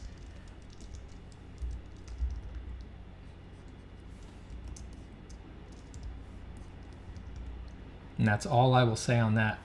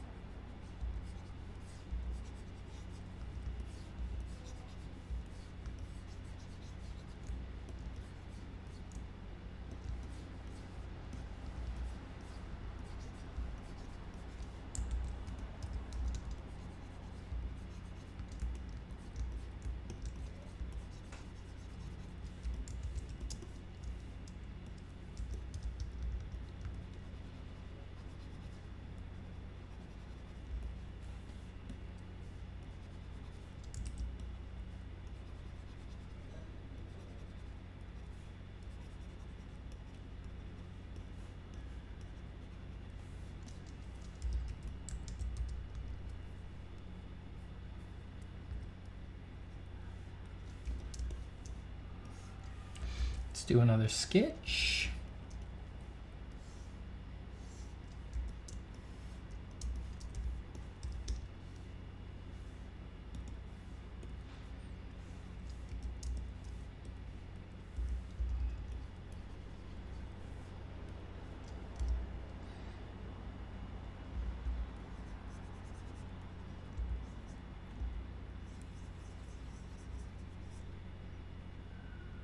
Separating art and artist, what's your opinion on that anyway? I do not share their values, but damn, the money game too strong.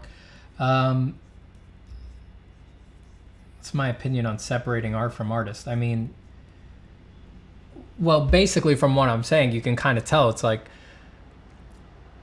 you can separate art from artist, but that doesn't mean everybody else is going to, right? So it's just, there's going to be some people who there's always going to be some people who want to separate them and some people who don't want to separate them.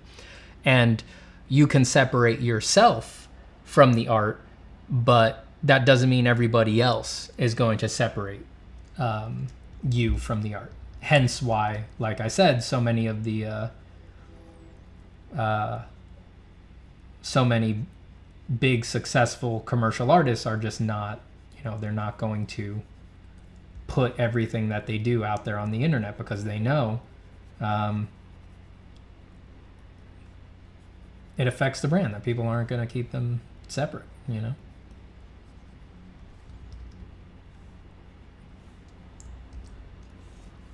That's just the way it is.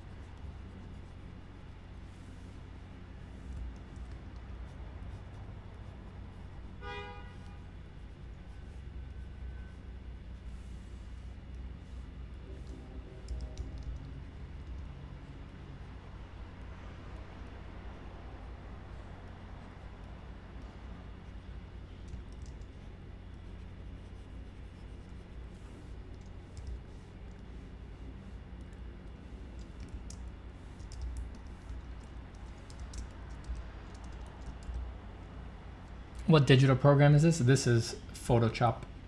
Photoshops. Ah, delicious Photoshops.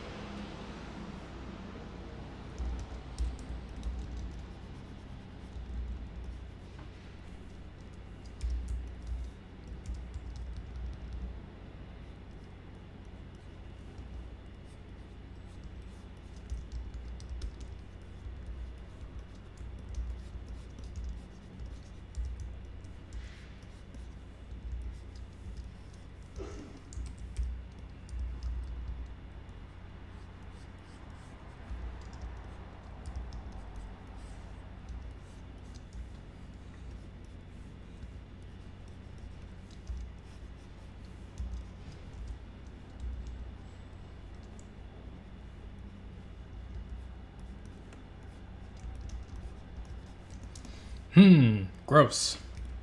Hey, Steven, have you ever played Red Dead Redemption, the first one? Nope. I have not. I haven't played the first one or the second one.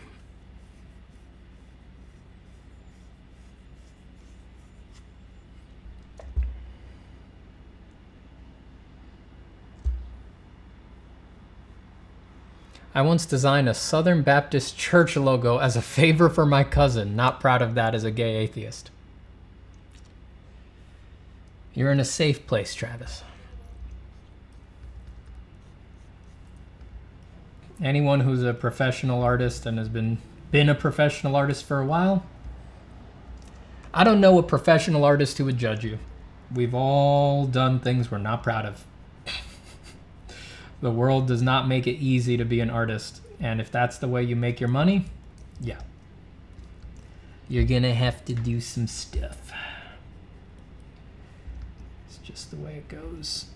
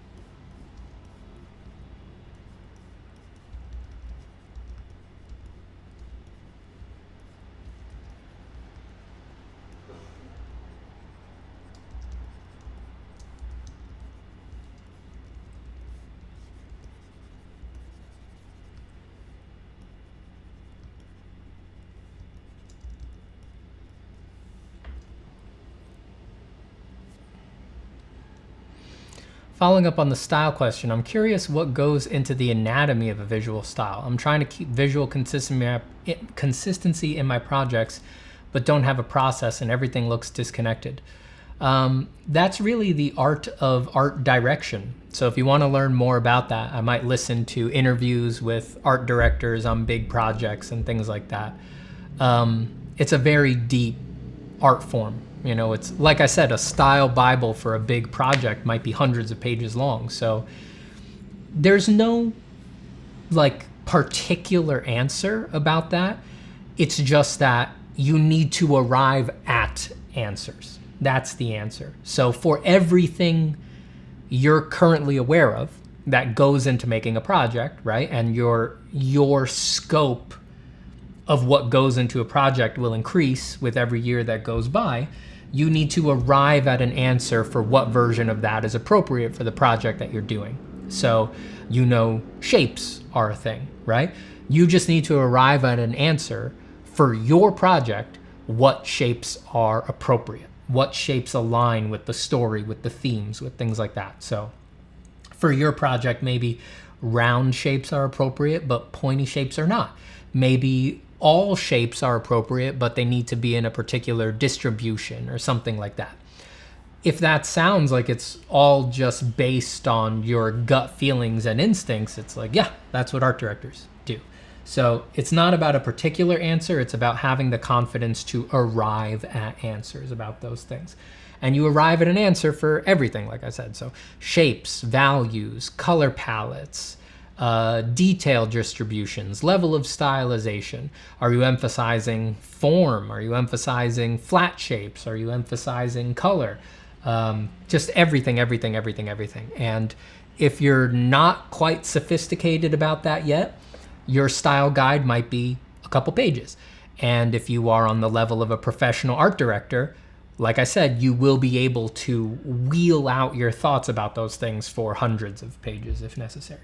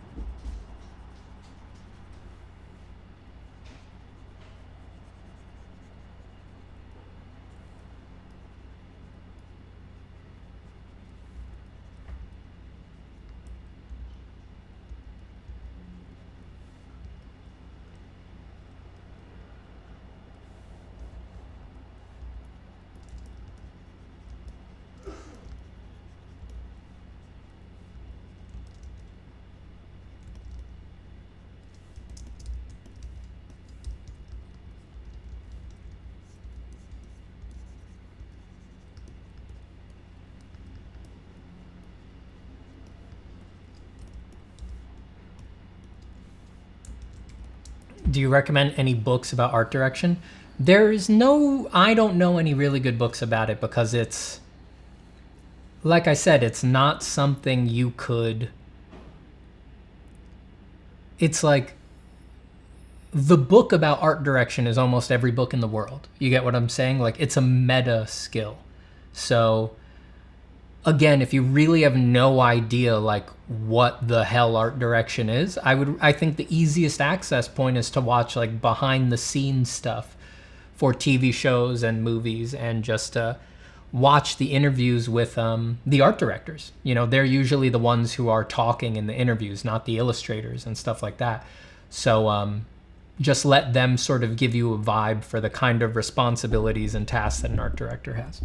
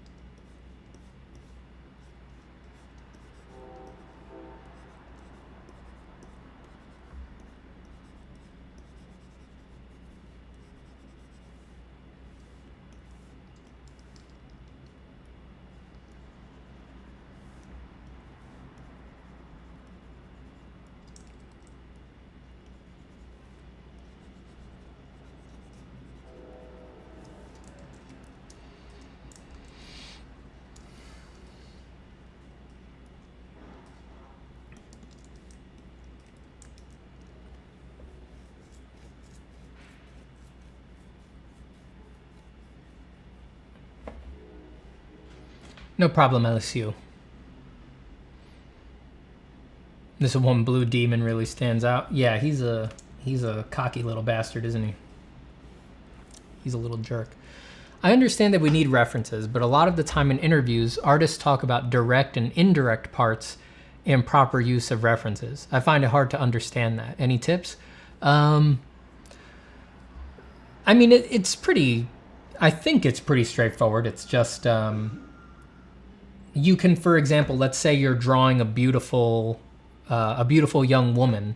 Your reference for that beautiful young woman can include a 95-year-old dying man if the lighting on the dying man's face is the lighting you want. It's beautiful for whatever reason or appropriate for it.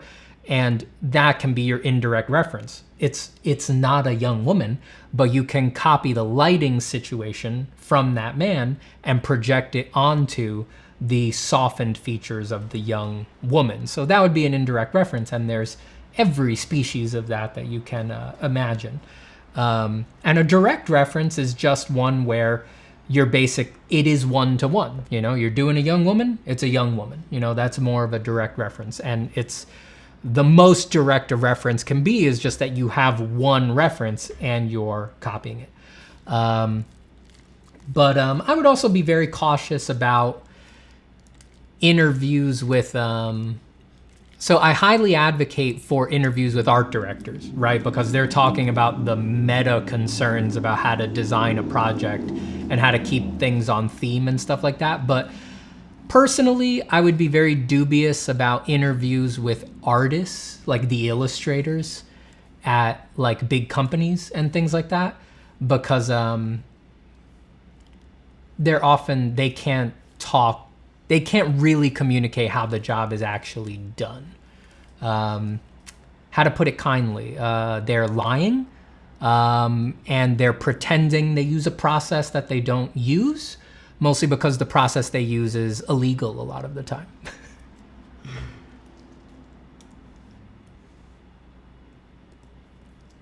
I'm just saying, there's a lot of stealing, swiping, putting photos or other people's art directly in the pieces and then filing off the serial numbers.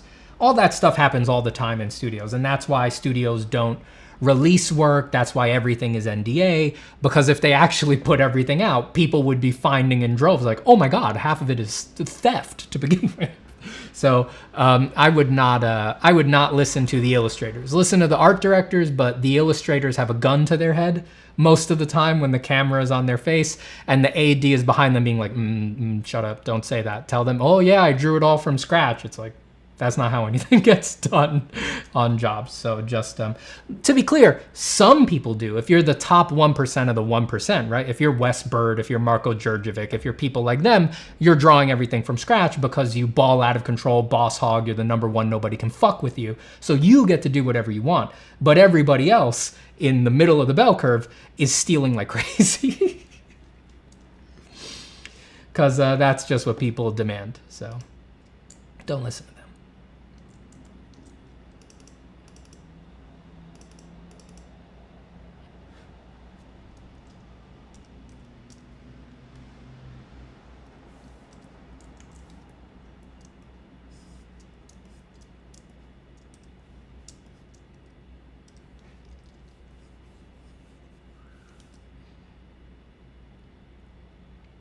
Two tall, skinny guys. Maybe let's do a wide guy.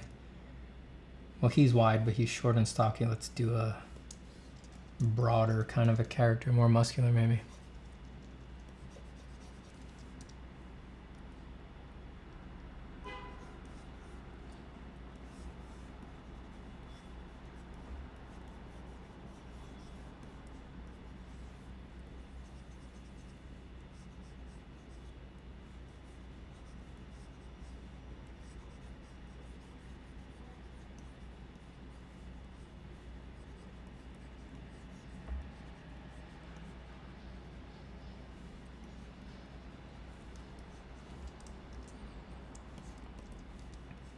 It's always difficult to do a interesting design when you got something beefy like this, because it just all of the anatomy tends to overwhelm the design elements.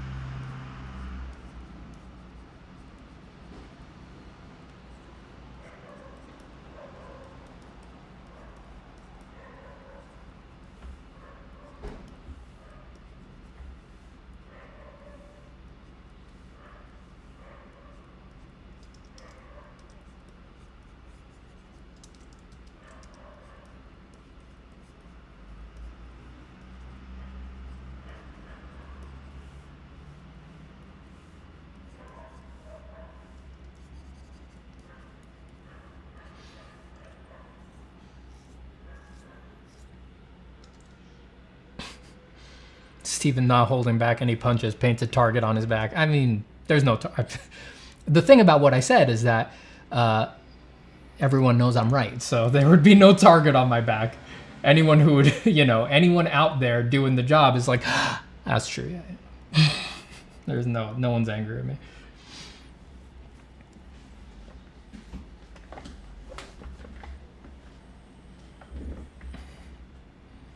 Finally managed to catch your stream. Casual question. If you had any touching reason you wanted to do art as a career, or was it just I need money and art is the only good thing I can do?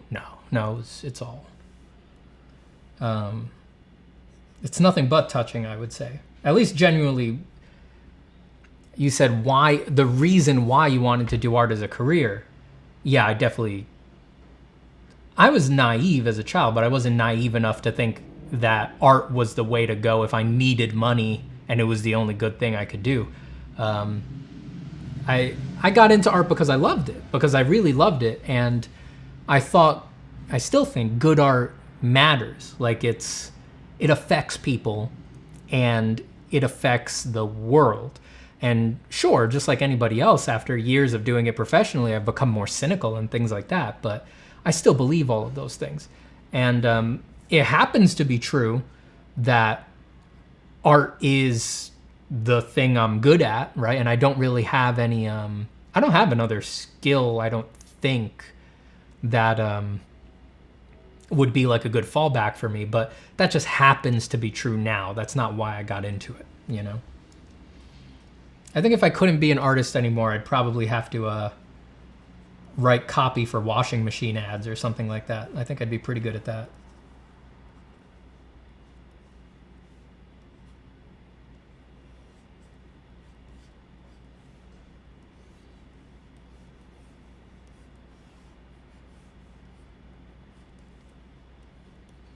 I think that would be my fallback. One of my favorite things to do is just critique commercials. My family hates it. They're like, shut up, please. But it might be like if I ever had to do like a non-art show or something like that, that would be my show. It would just be a stream where I run commercials, just TV commercials, and just critique them. So I think I probably have some sort of built-up skill set for writing copy for commercials or something like that. I think that's what I'd go to.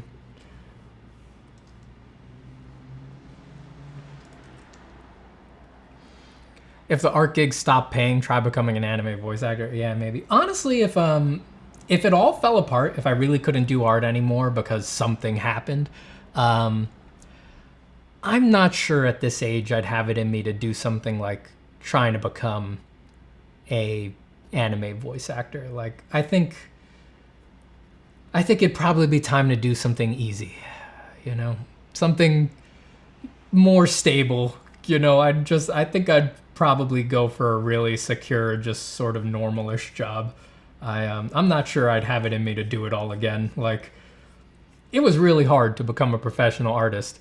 I'm a pretty, you know, stubborn and high energy guy, but I don't think I'd be able to get back on the horse with something as difficult as like, I'm gonna make it in the cutthroat world of being a voice actor. Like, ugh, yikes.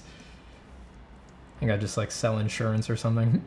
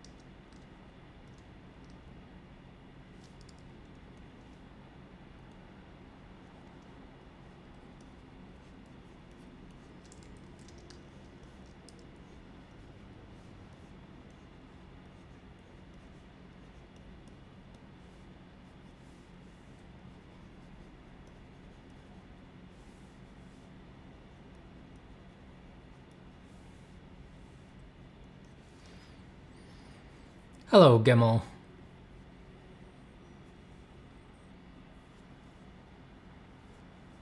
Oh yeah, I would love to see that. Every medical ad with happy families would absolutely listen to you shred commercials. Oh, it'd be an amazing show. I can promise you that. That's my true comfort zone. We'd be dunking on these things all day. It'd be the best. The only problem is I think that's a huge copyright issue. Oddly enough, it's like they only want you to show, it's like their commercials are still their IP. So they're like, we're only gonna let you can't just broadcast our commercials. We want people to see our commercials, but only when we choose for them to see our commercials. I think it'd be a pretty hard show to get past copyright-wise. I'd probably become a pastor if I couldn't draw anymore. Yeah, something like that. Nice normal job, like pastor. Where would one come out to see you these days? Do you visit cons like Dragon Con? No, I don't really go to cons or anything like that. This is the place for now.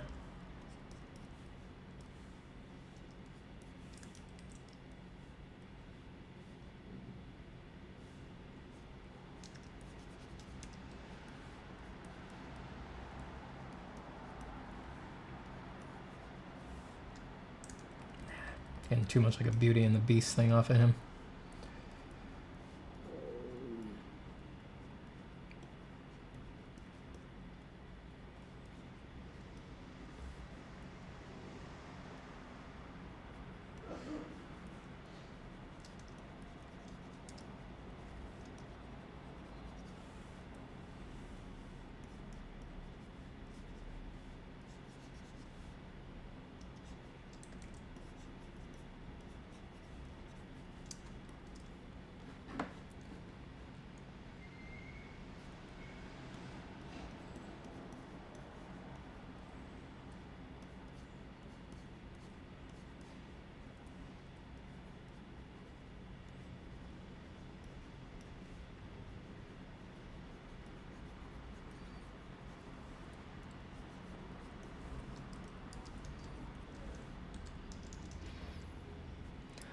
I'm at the start of my career, still a long way to go before I become truly good. Should I still try to make it or find something else before the machines take over the sector?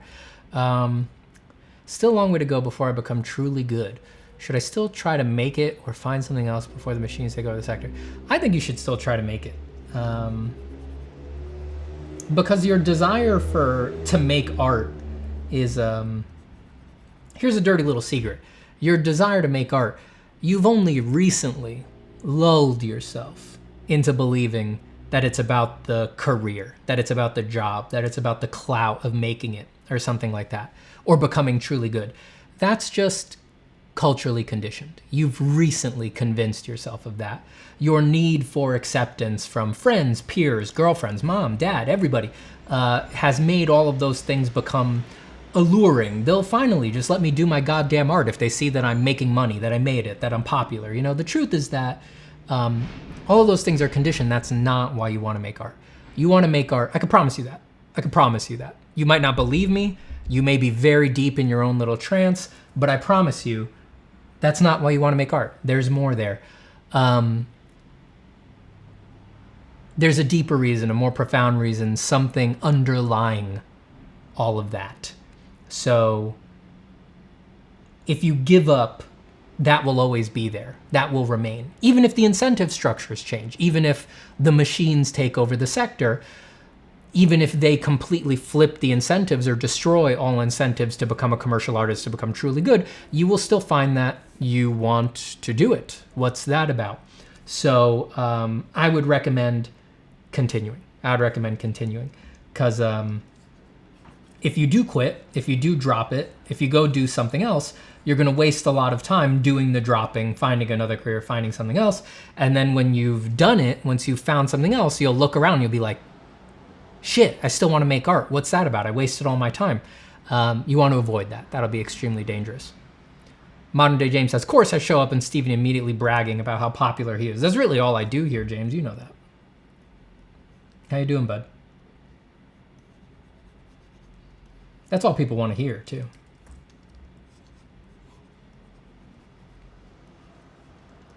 People don't care about art, they care about celebrity.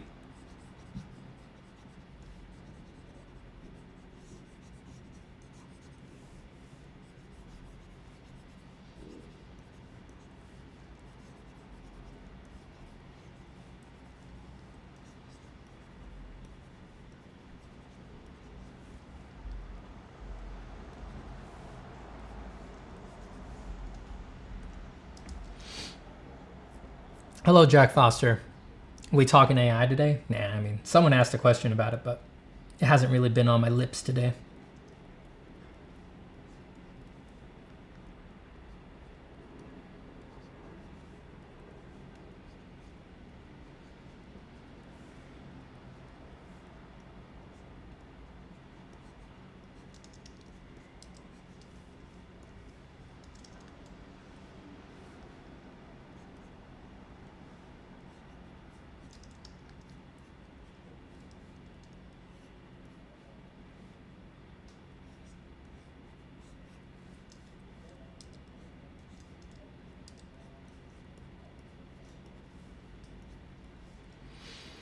It's true. I use my platform to flex on these losers with 100k with sub 100k followings. Oops, sorry, Steven. Not sure we could be friends anymore. Yeah, that was an egregious misstep, James. I mean, it was nice being your friend, but sometimes you say things that you just can't come back from. And honestly, you know, you showing your true colors like that really just made me suddenly accept how much of a tremendous asshole you actually are. So fuck you, and get out of here. And never liked you anyway. Peace. Leave me and my sub 100k followers alone. What are you at anyway these days? You must be at like 600k now or something like that, right? Ooh, because you actually teach art. Ooh. Wow, what a surprise. What a surprise that you're successful when you actually give tips instead of getting lost in sophistry like I do.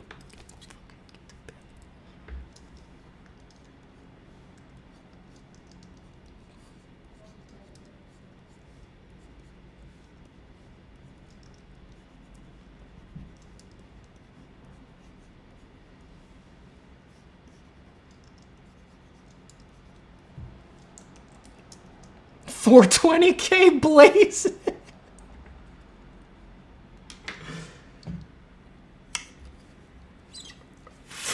Are you really? I gotta go look. That's amazing if you're at 420k. I gotta go look.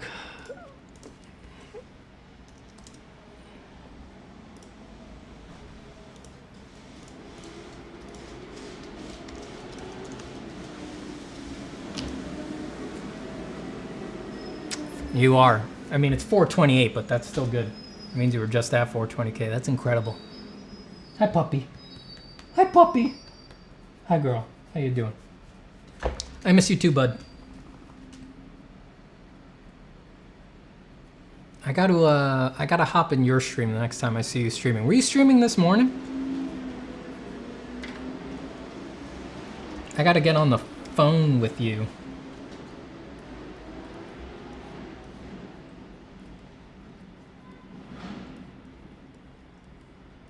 I want to dick around in your stream the next time you're on.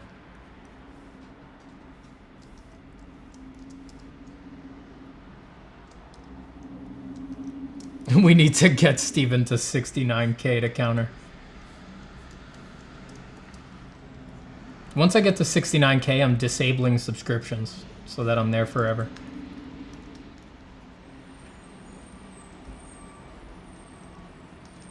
I'm unlisting everything on the channel so that it can't, no one would ever subscribe again.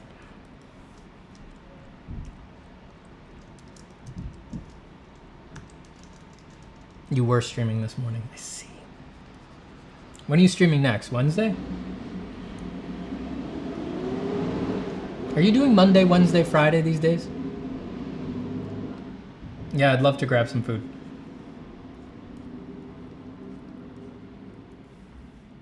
God, I love food.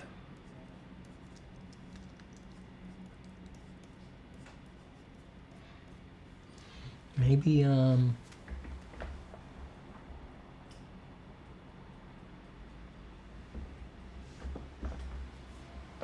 yeah, I'll text you.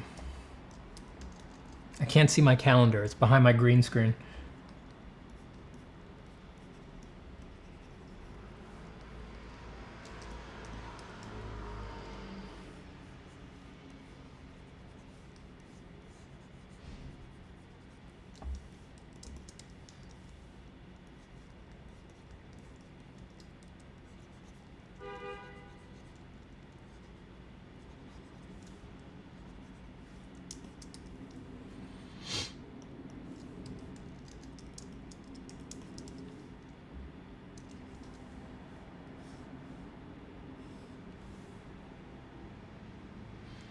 Randomly streaming, no rhyme or reason to it. That's the way to go.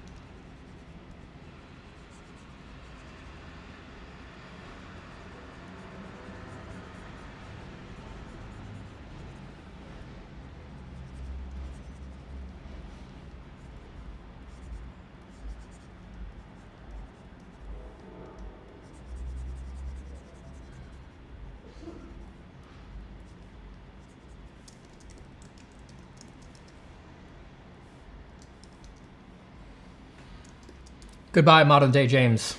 Much love to you, friend. Apologies for obliterating your chat. I'll text you this week. I'll talk to you soon, man. No worries about obliterating the chat. I'm sure they don't feel all that obliterated. Take care, brother.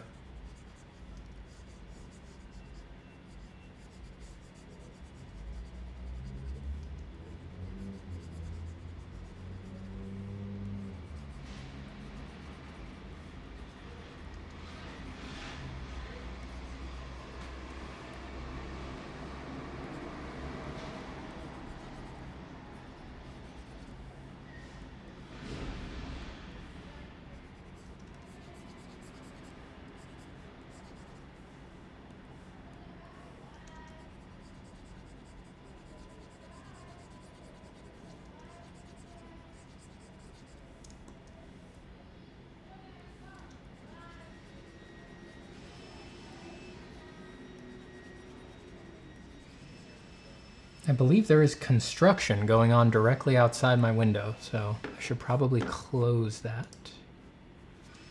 Give me a minute. I'm gonna go close some windows, turn my fan on, because I think somebody's sawing right outside of my house. When last we met, after a hard-fought campaign in the fire desert, you stormed the cursed castle and defeated the warlord of doom. You learned of the evil chrysalis, where Dagmar the Forgotten has been chained for thousands of years. He's been scorched, baked, and toasted on a lake of licking fire for eon upon eon. But Dagmar the Forgotten is not forgotten. You must face him in the dungeon of eternal flame.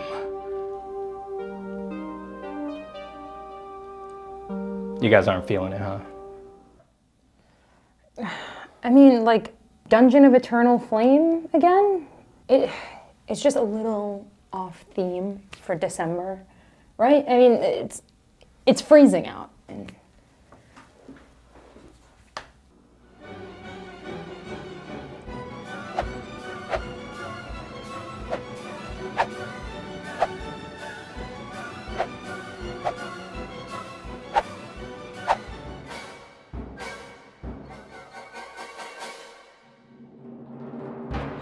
This holiday season, don't miss out on the miniature pack with the most Christmas cheer. The Gnomes and Nutcrackers mini set will keep your party on the edge of their seats as you deck the halls of your adventure with a winter wonderland of fun. Each Gnomes and Nutcrackers character has been individually hand-sculpted, 3D printed, and casted by Joe Marziliano to turn any holiday display from a ghost town into the ultimate Christmas village. The Gnomes and Nutcrackers mini-pack also includes a one-page tabletop role-playing adventure. Have a butterscotch ale with a gnome at the Stop and Sleep Inn, or go snow sledding with some adorable penguin chaps. Sing along with the local carolers and help the Nutcracker to do battle with the Mouse King to save the tree lighting ceremony at Town Square. The Gnomes and Nutcrackers mini set is a Kickstarter exclusive, only available for a limited time leading up to Season's Greetings 2022. So order your Gnomes and Nutcrackers now.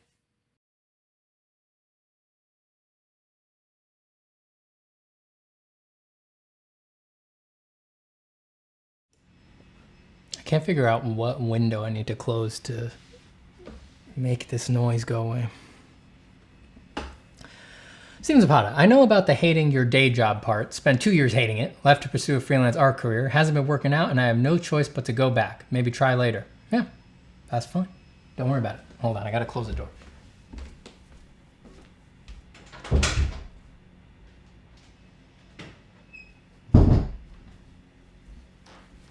Maybe the environment just needs to shift a bit. Some other things in life need to change. Maybe you need to, you know, accidentally become independently wealthy. You never know when it's going to happen. First time I've seen that wonderful ad. Thank you. Go check out Joseph Marziliano's Gnomes and Nutcrackers Kickstarter, which is fully funded now. Now they're going for stretch goals. Let me put the link in the chat if anybody wants some minis. Or I think it's funded. Pretty sure it was. I think it's just about there.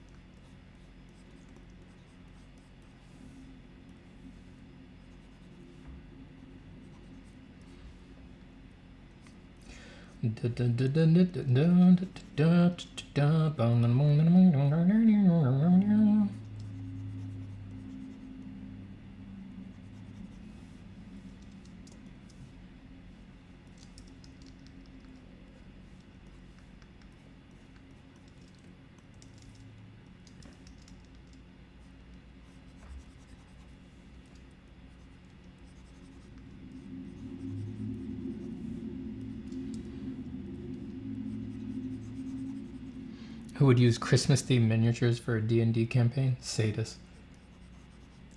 Look, I don't know what people get up to in their D&D campaigns. I don't play D&D, so...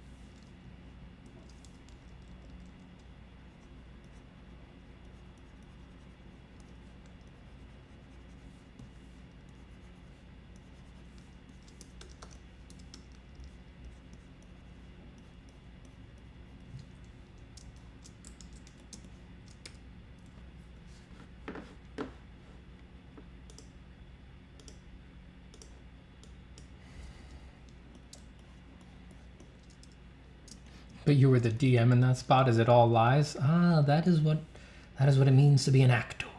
Is there any actor better than me? No, of course not. Even though I've never DM'd, how convincing am I that you all thought I was? Mwah. Mwah.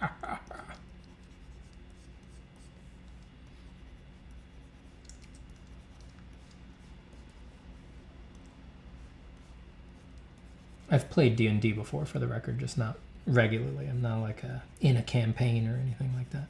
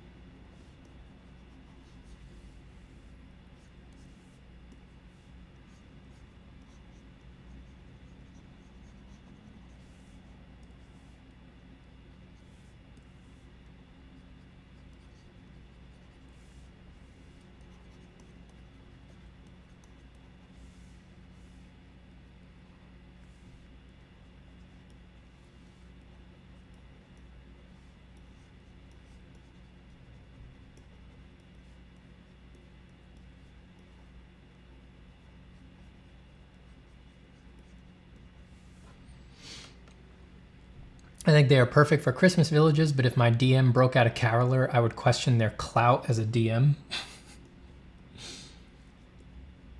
Do DMs have clout?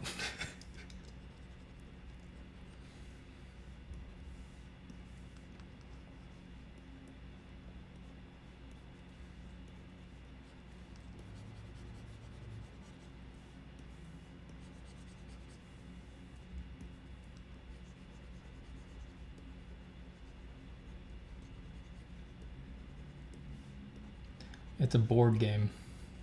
Yeah, I said it. A board game. It's a board game. I don't think there's that much clout to be questioned. People are just having fun. What's fun at one table will not be fun at another, and that's that.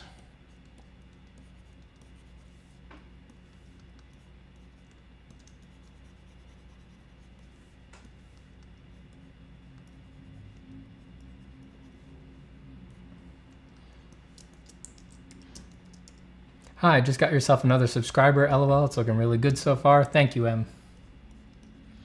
And thank you for subscribing. Welcome to the glorious hallowed halls of art.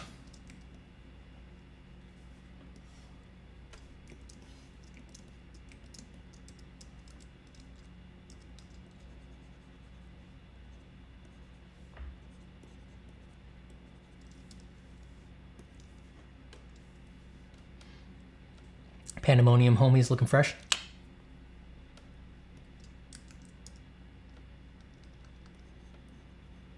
I'd like to see Boss make Warhammer art. I don't know much about Warhammer. I've seen a lot of the art, of course, but I've never really pursued it.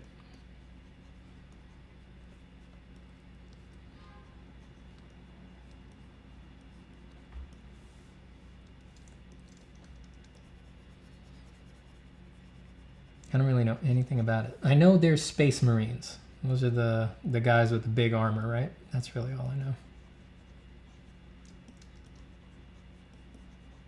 I've had a few people tell me over the years that the lore would be very, I would enjoy the lore, that it would be very up my alley. People who know my taste, but I haven't gone in and investigated.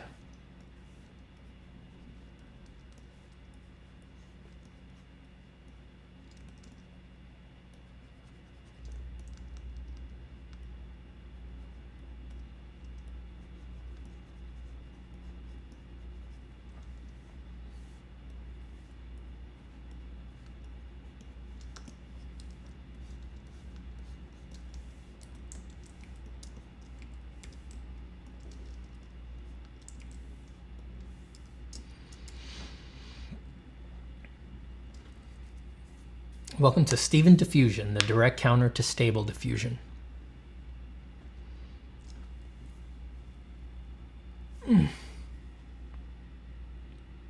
Oh, that's good. It's a nice crack. You ever see people be unnecessarily critical of others' art, but if it was made by someone famous, they wouldn't? Same art style and everything? Yeah, I mean, art's...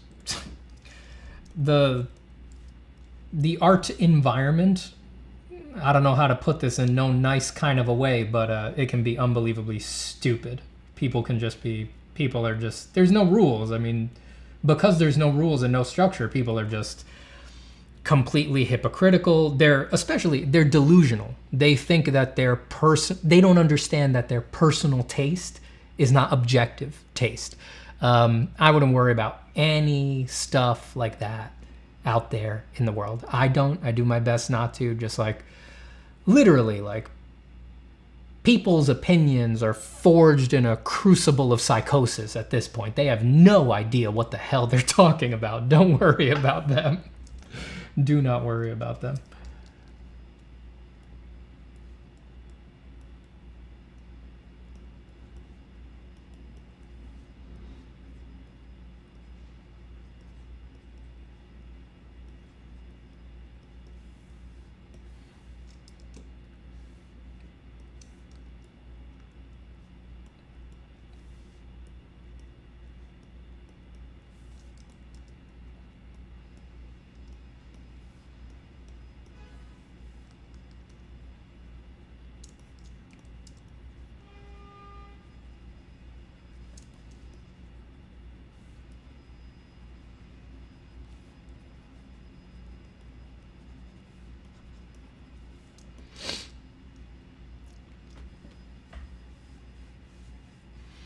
Question when designing stuff. How much do you need to know of a topic to design one? Like, I feel like there's a point where learning in-depth engineering to design a motorbike or something is redundant. It really depends on the needs of the task. Like, if you're doing something very fantastical, you know, like for a fantasy property or something like that, you really just need to know how stuff looks, strictly construed. It would be helpful to be an expert in, you know, let's say you're doing stuff like this. It would be helpful for your design sense to be an expert in the assemblage of clothes, how clothing was designed in the medieval area from one century to another, things like that. It would, of course, be helpful, but plenty of designs have been pushed through that are just based on looking good and feeling kind of like it, because the audience really only has the same level of familiarity that the artist does. On the other hand, if you're working for a different kind of project where, let's say, the clothes it's for a period piece, then the clothes really should be accurate, and you do need to know a lot about them. Or if you're working for, let's say, real world spaces, right? If you're designing a theme park or an experiential exhibition or something like that, then you need to have quite a bit of knowledge about how stuff is actually put together, what's possible to make, what isn't, what's too expensive, what isn't, a little bit of the engineering side, some realistic grasp of budgets and things like that. It depends on the project. So if you feel like there's no hard constraints like that on your project, you're probably right, and you can just kind of wing it a little bit. Sometimes it's really hard to get a good design, though, if you don't have good backing and why things actually look the way they did, because the reality of form and function is often greater than anything you can dream up, you know?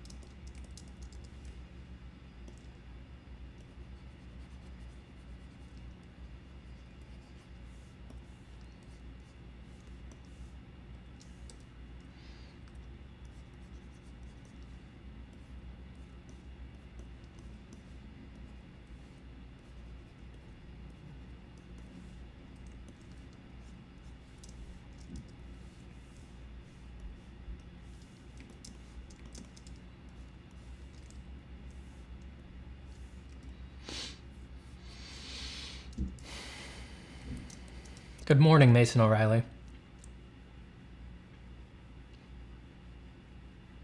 It would be interesting to see you do demon designs for Atlas. I don't know what Atlas is. Have you ever taken the Steven Zapata drawing course? What was it like? Have I? Well, yeah, I did. In a deep sense, I did, because I had to, in a sense, take it in order to make every little bit of it, so...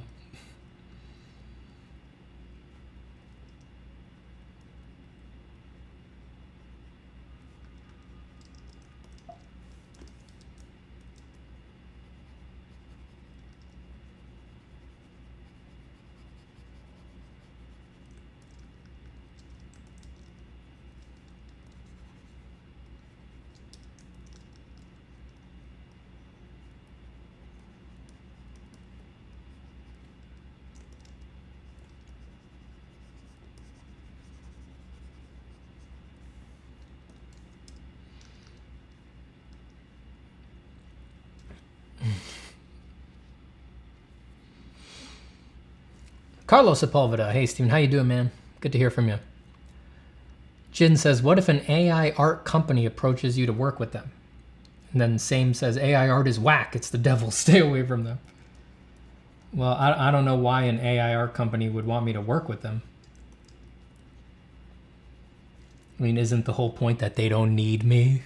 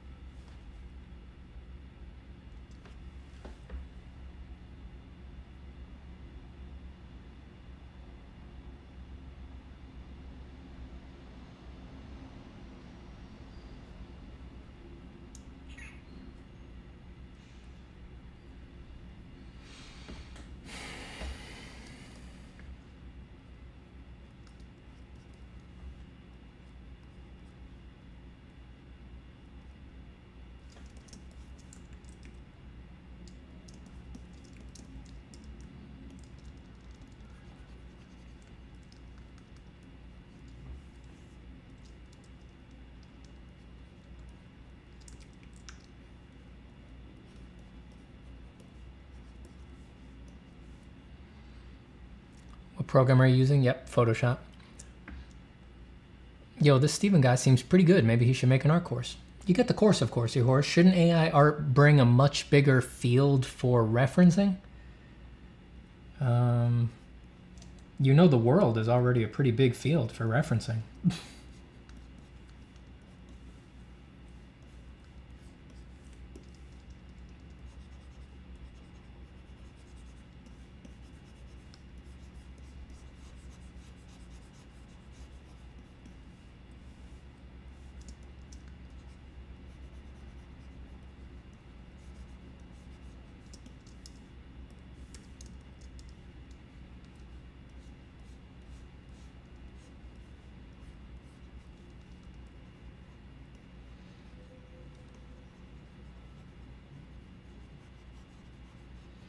I don't know, man.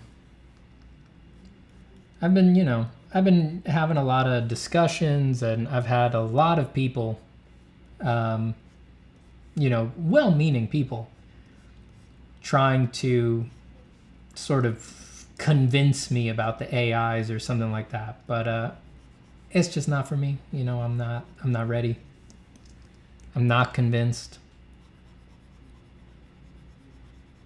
They're finding people's medical data in there, their private medical data in there. It's openly, you can disagree with me or not, but to me, in my opinion, it's openly, the system is openly theft, right? I know it's out there to use and you're going to use it no matter what, but the number of artists who are in there referenced in the data set who are saying out loud, like, I never agreed to this and I wish this wasn't happening and I want to be out of the data set even though they can't be, doesn't bother you to use it?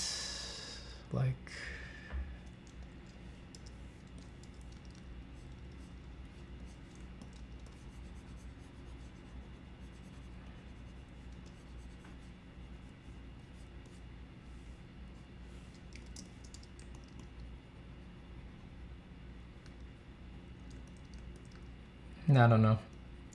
Artists tend to do a bad job of supporting each other, helping each other.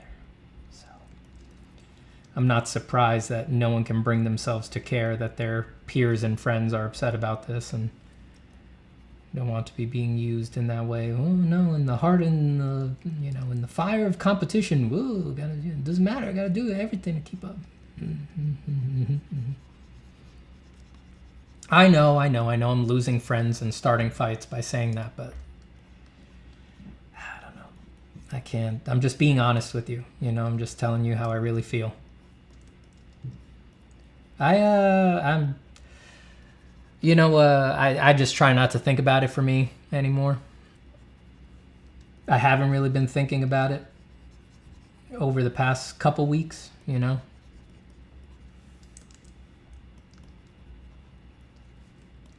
Too annoying for me. I uninstalled the apps and things like that from my phone. I'm taking a long breather from that. And it's just not good for my brain. I just draw.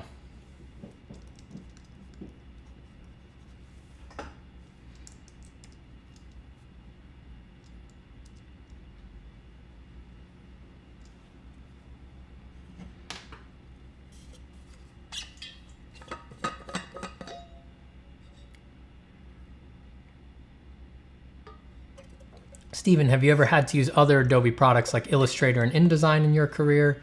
I'm in a design course right now and hating those programs with a passion. I hate Illustrator. I really do. I've had to use them here and there for stuff, but never for anything deep.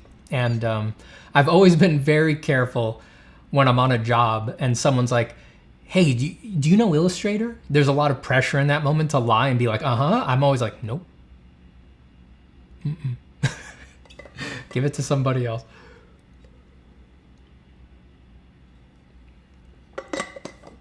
They're not my cup of tea.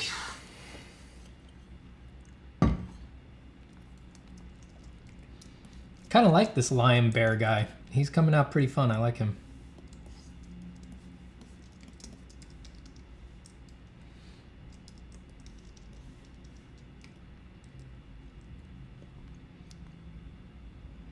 Nepathian says never mind on the AI stuff.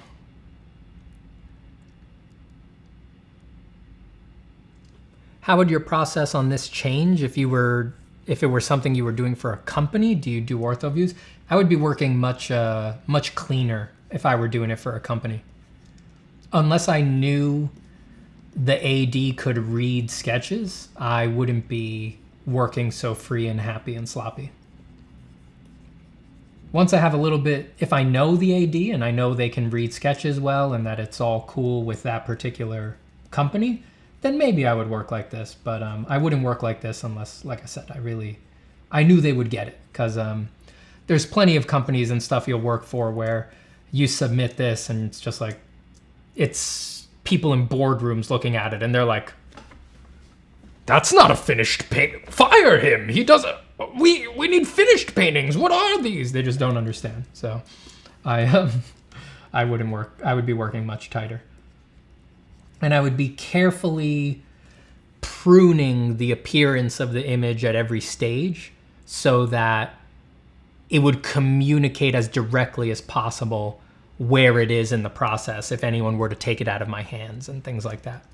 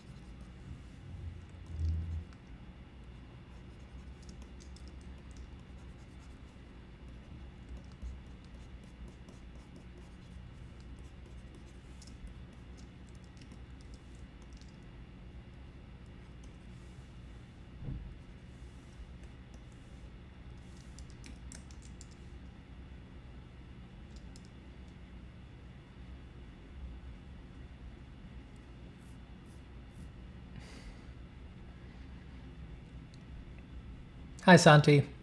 Greetings from Argentina. Well, greetings from New York.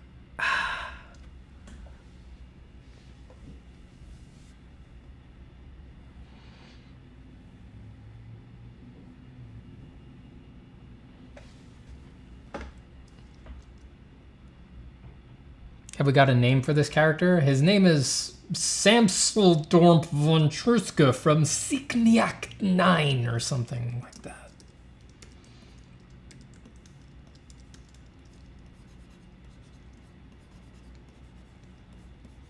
No, he needs a demon name because this is for Pandaemonium. Ethnolheim.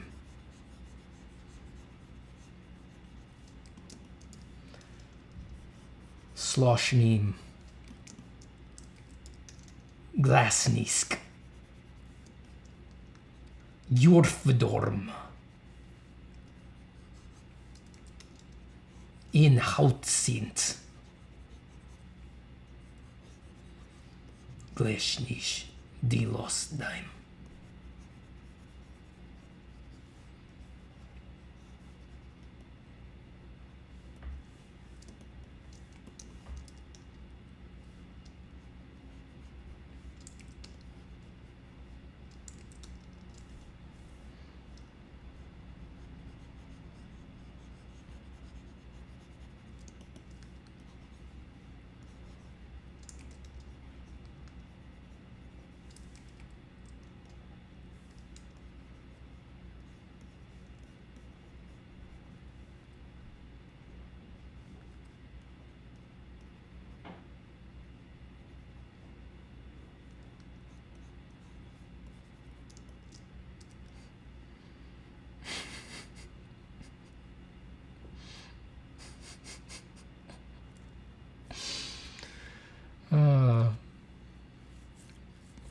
Those are good translations, Nick.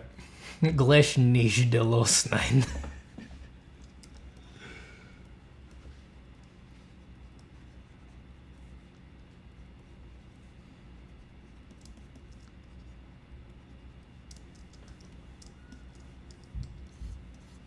Nick is the official lexiconal archivist of this stream.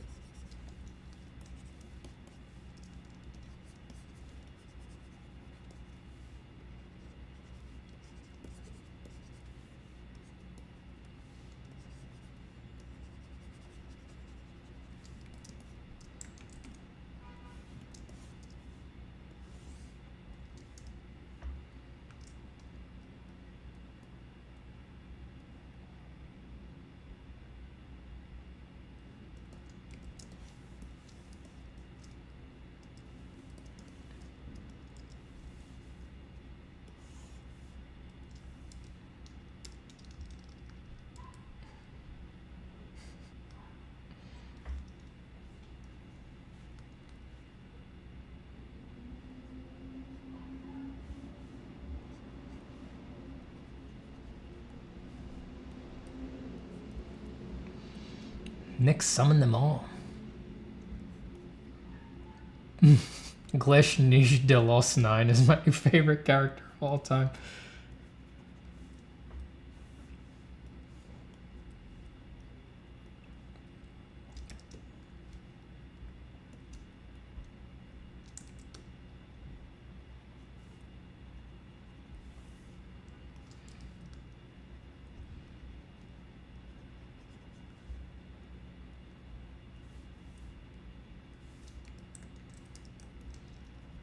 You will respect Gleich nicht.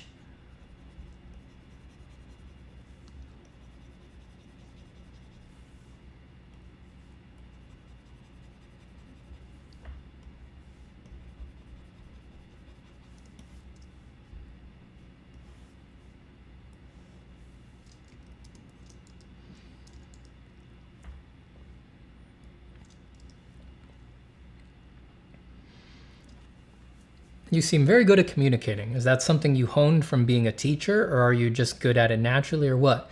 Yeah, it's practiced from doing a lot of communicating. I always liked doing presentations and stuff like that since I was a wee boy.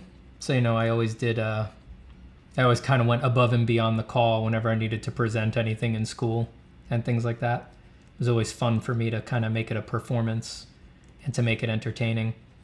I always got anxiety from those things like anybody else, but I guess I always felt like if I'm going to have anxiety about it, I might as well make it worth it by sort of making it a show instead of just having anxiety for no damn reason. So I always did that as a kid, and I was into like theater and stuff like that when I was a teenager.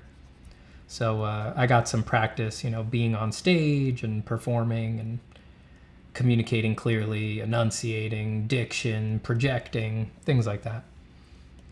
And didn't really do theater after high school, but it did give me a good basis. And then I don't know what that's about. And I kept presenting with excitement all throughout college and things like that. I did the same things I had always done as a kid. Always trying to make it entertaining, make it a bit of a show, just so that it wasn't so boring. And then, once I started teaching, then that sort of started bundling it all together. And I feel like inevitably I'm getting a little better at it every day. Also, writing out my thoughts has helped a lot with that.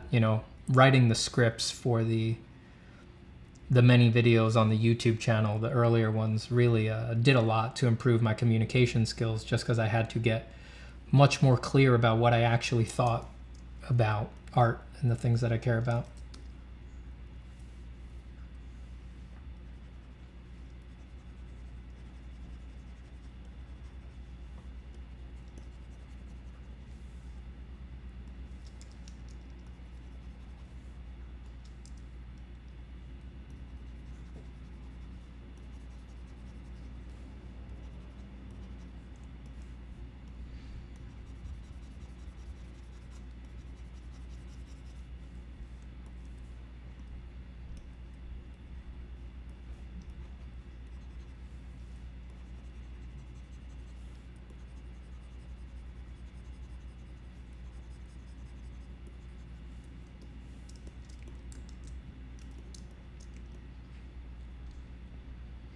Do you like to listen to music or something when you draw, or do you prefer silence?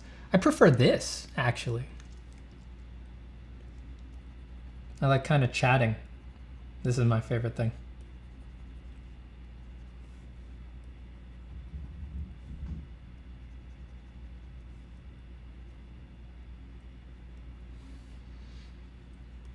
If I'm not streaming, I like having like my wife in the same room so that we can chat while we both work. I do listen to music and stuff like that when I have no one to talk to, but it's not my favorite. I generally find music a little distracting. I wind up futzing with my playlist all the time, or skipping songs, and usually I just listen to one song over and over again, just so that it's less about listening to music and just about having a sort of hypnotic trance repetition thing going on in the background. That's really my go-to. Just one song over and over again for 10 hours.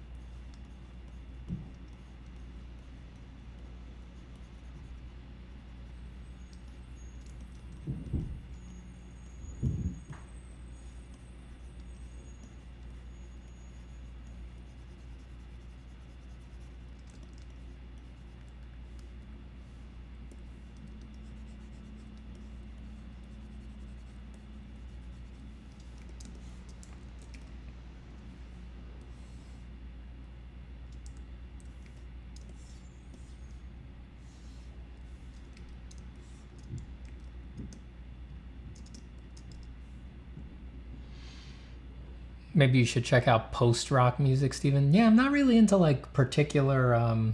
Often when I say this, I find a lot of people are like, oh, just try this genre, you're good. It's not really about that. It's just I don't... Music is just not really a part of the process for me. I don't even really think about it.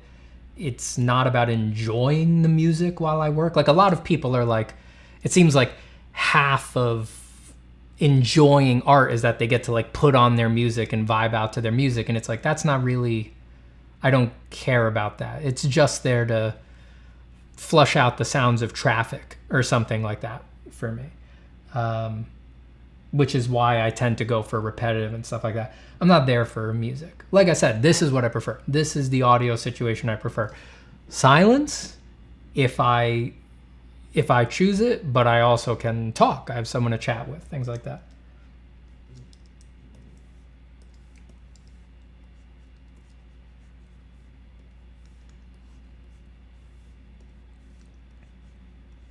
Option number 2 is like a good audiobook. That I like a lot.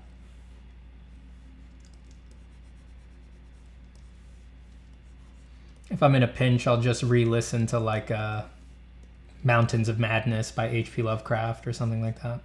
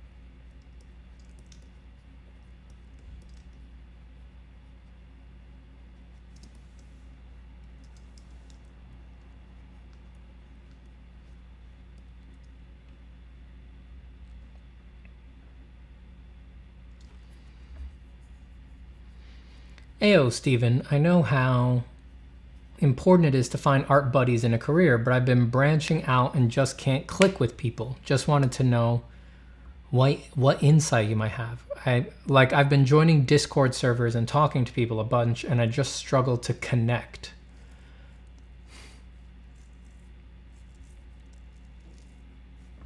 Sometimes you just need to meet people in person, and there's no way around it, you know? If the Discord stuff is not working for you, try going to like a life drawing in your town around you and go meet some people in person. I mean, it's generally, I think across the board, harder to connect with people who you know solely on the internet. It does help that like you've sort of all pre-selected for your interests, but the same thing goes at a life drawing. You know, everyone at life drawing is kind of into art. So I would really recommend doing something like that if connecting on the internet hasn't worked for you.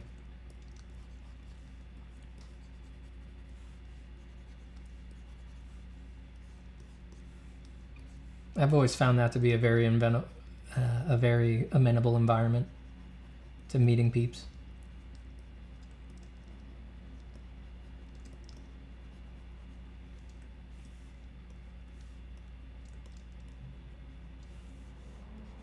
I'm going to a life drawing this Wednesday.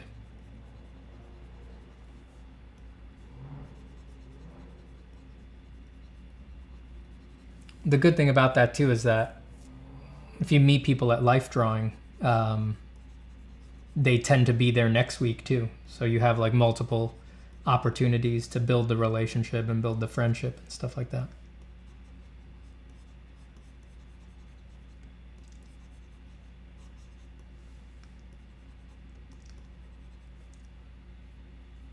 Like when I go to life drawing, I always like hook up with a particular life drawing place, and I'll just go there week after week after week after week, you know? It's a nice repeated exposure environment. No pun intended. A repeated exposure environment, life drawing. Yeah, well, it's definitely that.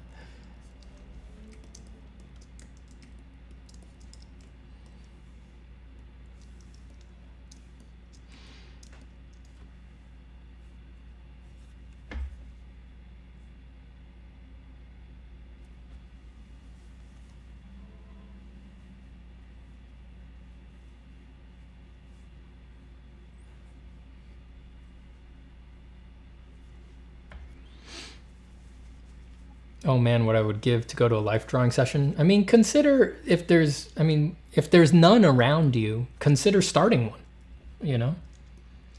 It doesn't have to mean like paying a live model to be nude. You can start a group where you guys go draw at the park, go draw trees, go to the botanical garden and draw flowers and stuff like that. That's still life drawing. It's like if you're feeling that way in your area and there's no options, there's probably other people, a few other people in your area feeling the same way.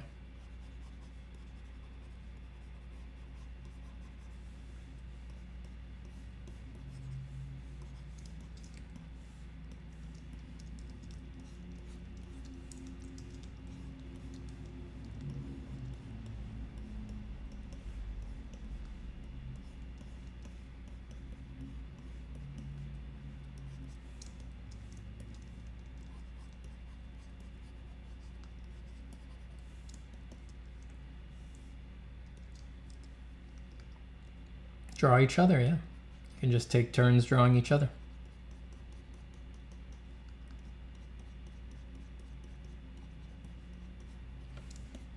I like his silly haircut, how it comes up in between his ears and then spreads out in the back. That makes me laugh. Ha ha.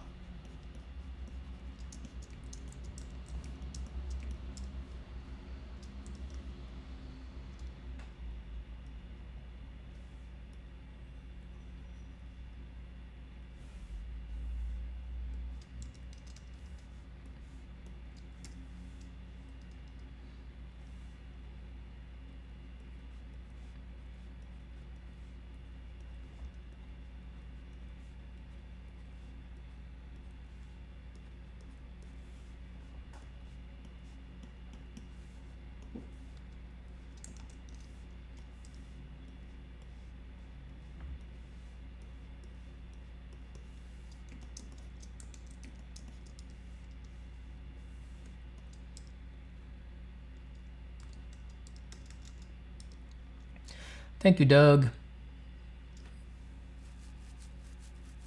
Test subject number 150 says, for Discord, announce what you want from an art friendship. Works 50% of the time. Yeah, being upfront about what you're looking for is generally a good idea.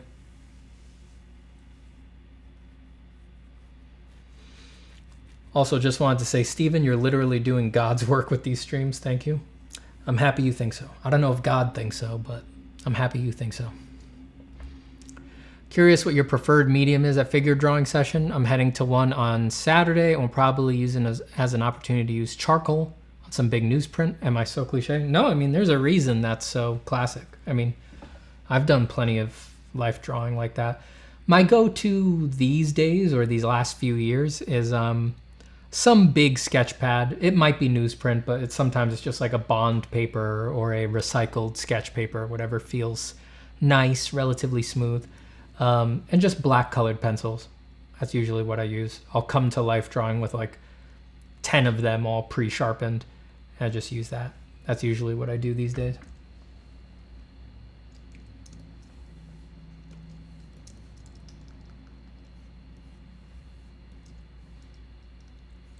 If I get an itch for a particular medium, I'll bring that, you know. It's always fun to bring it into life drawing if it's been on your mind lately.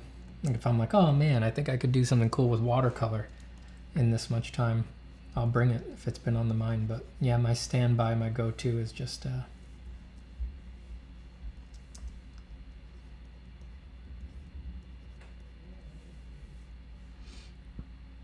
black colored pencils.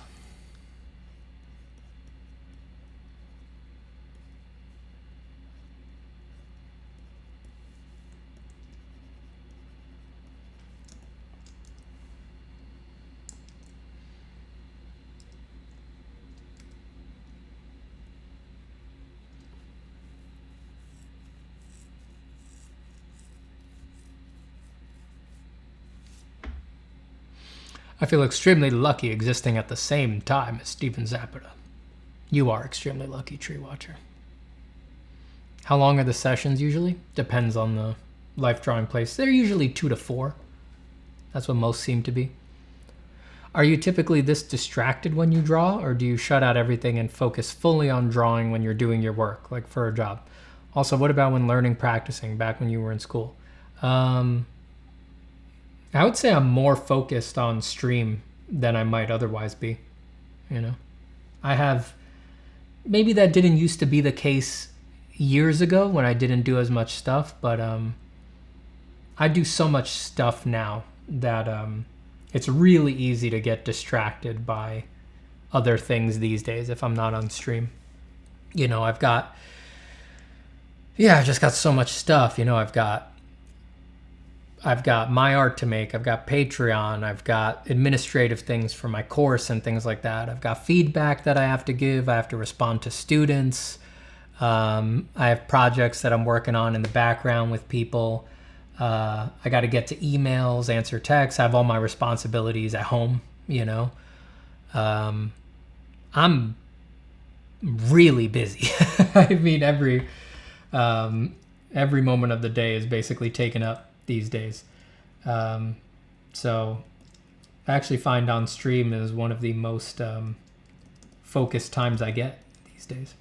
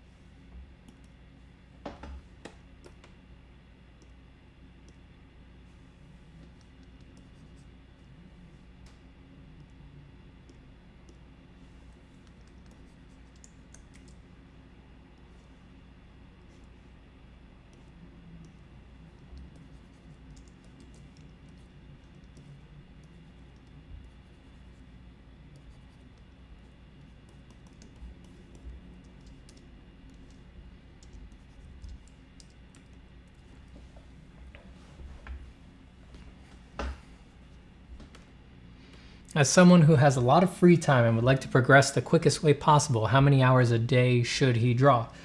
It's completely different for every person. I would say go through a brief period where you experiment with what you're capable of. Get a timer. Get one of these, right? I've been using these for years. I always have it running on my desk. You can see this one's running right now, letting me know how long I've been drawing on stream. Get a timer. Don't use a tab in an internet browser. Do not. You're just going to forget it's there. You're going to get up. You're going to walk away. You're not going to use it right. Do not use your phone. Don't use anything. This. Something with a big button that sits right in front of you on your desk.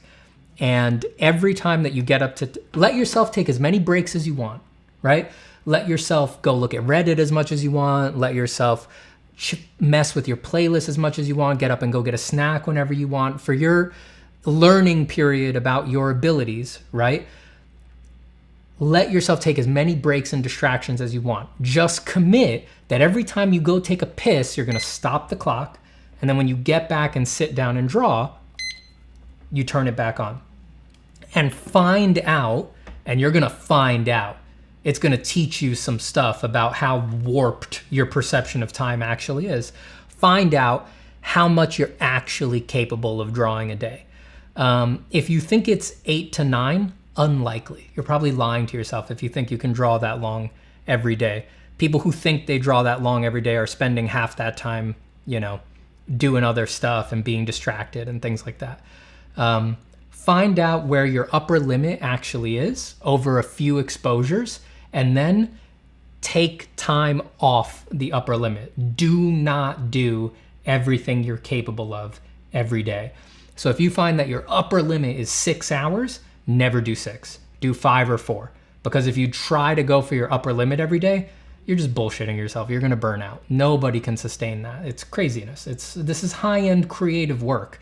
It's like, it's not moving bricks. Like, the idea that it just matters, like how much time is on the clock is nonsense. It clearly it doesn't add up. So you take time off, the most you can do, a significant amount of time, 1 to 2 hours, and then whatever you have left, you split that down the middle with doing the pictures you dream of making for half the time and doing studies the other half of the time.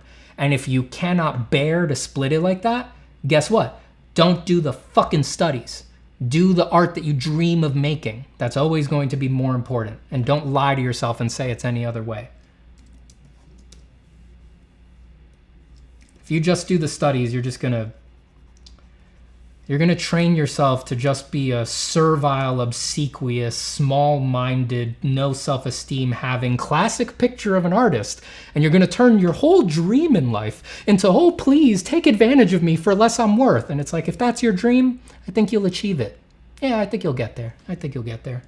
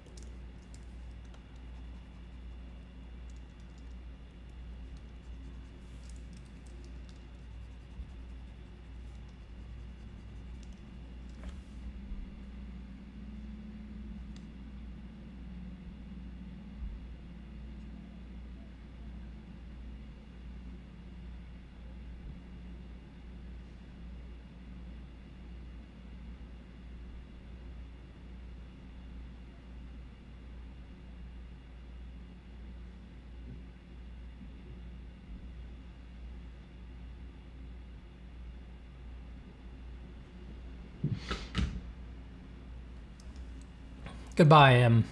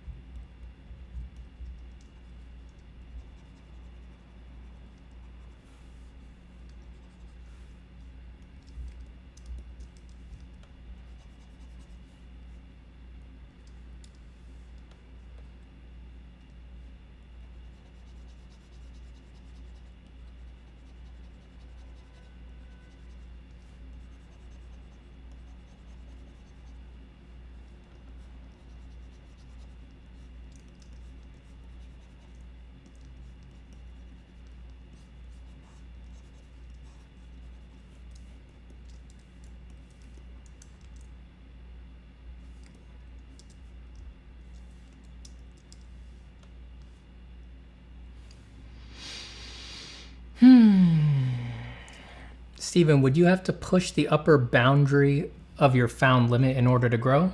No. Of your time limit? Not at all.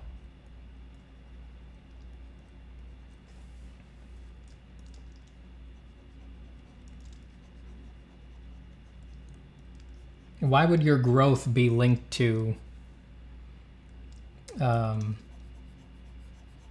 how much you can work during the day? That's pure, that's programming from that's just programming from productivity culture and people having no way to grasp art and to discuss it. So they just give up and they're like, oh, well, all that matters is how long you can do it. It's just like, it's nonsense. It's nonsense.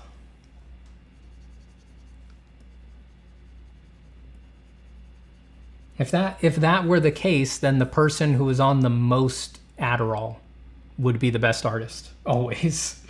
And so far, that has not borne out to be the case.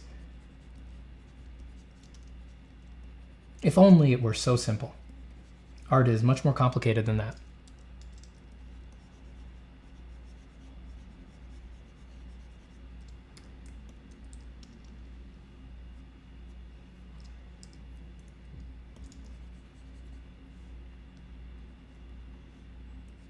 Jim Lotus, no spamming, please. We'll all take it under due consideration. We'll investigate on our own. Now that you've brought up that very interesting topic, that's definitely something to think about. I think we'll all I think you can trust that we're all going to go look into it now. So no more spamming, or you will be unceremoniously banned from the stream. So just take it easy and go draw, okay?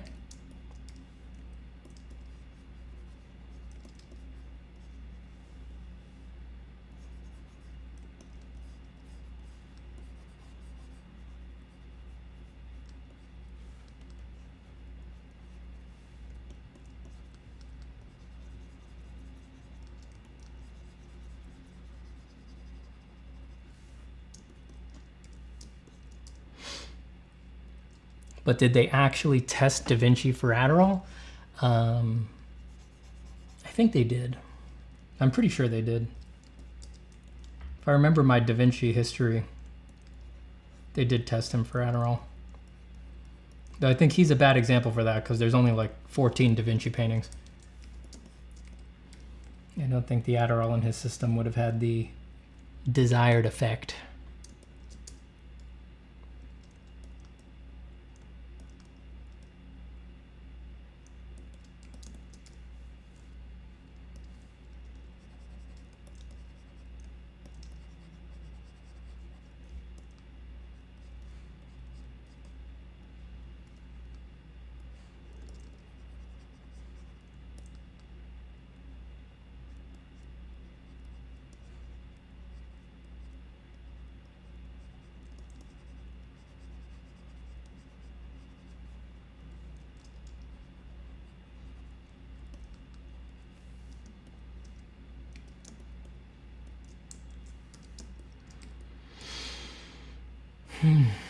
Goodbye, Milda. Goodbye, goodbye. But I'm still a total newbie. Can I learn the fundamentals for a couple years first before doing my dream pictures? Because I'm still learning basic forms, cubes, cylinders, that kind of thing. No. You're always supposed to try both.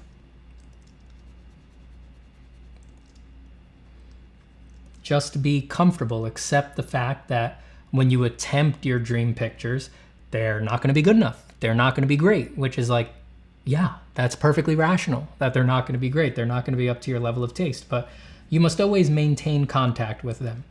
If you do not maintain contact with them, you will lose your connection to the source of your creativity and your joy and your happiness, and you will find yourself in the positions so many artists seem to find themselves in, where they're miserable and they can't have fun drawing anymore. That's odd. Huh. It would almost appear that such a common condition must have a common cause. Could it be maybe one of the most common mistakes, where people cannot bear to do the pictures that they dream of making when they're not up to their taste? Huh. Strange. Weird. I don't know.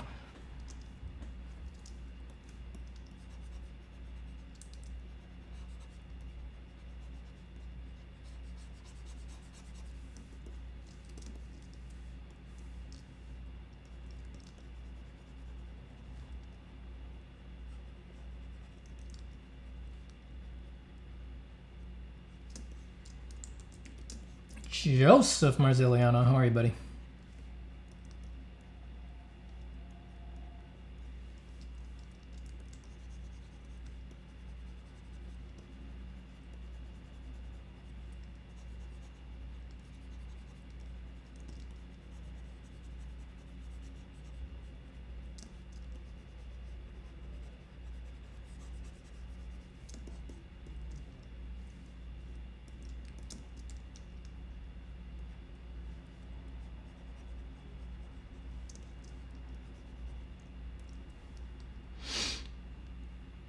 Oof. The old neck is hurting now that we're getting up near 4 hours. Speaking of time limits, I'm approaching my self-imposed limit, but still got gas in the tank. You just can't empty yourself completely, you know, like I said.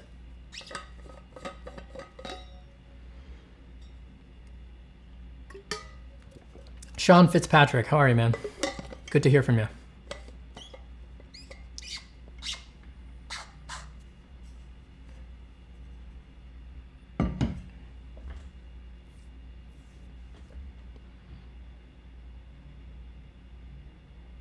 I want to do more time drawings, like time gesture drawings. Y'all think it might be an effective way to learn? Yeah. It's always fun. Gives you an exposure to a lot of poses and images and things like that. It's a great way to learn. Should we separate art from artists? We were talking about that earlier.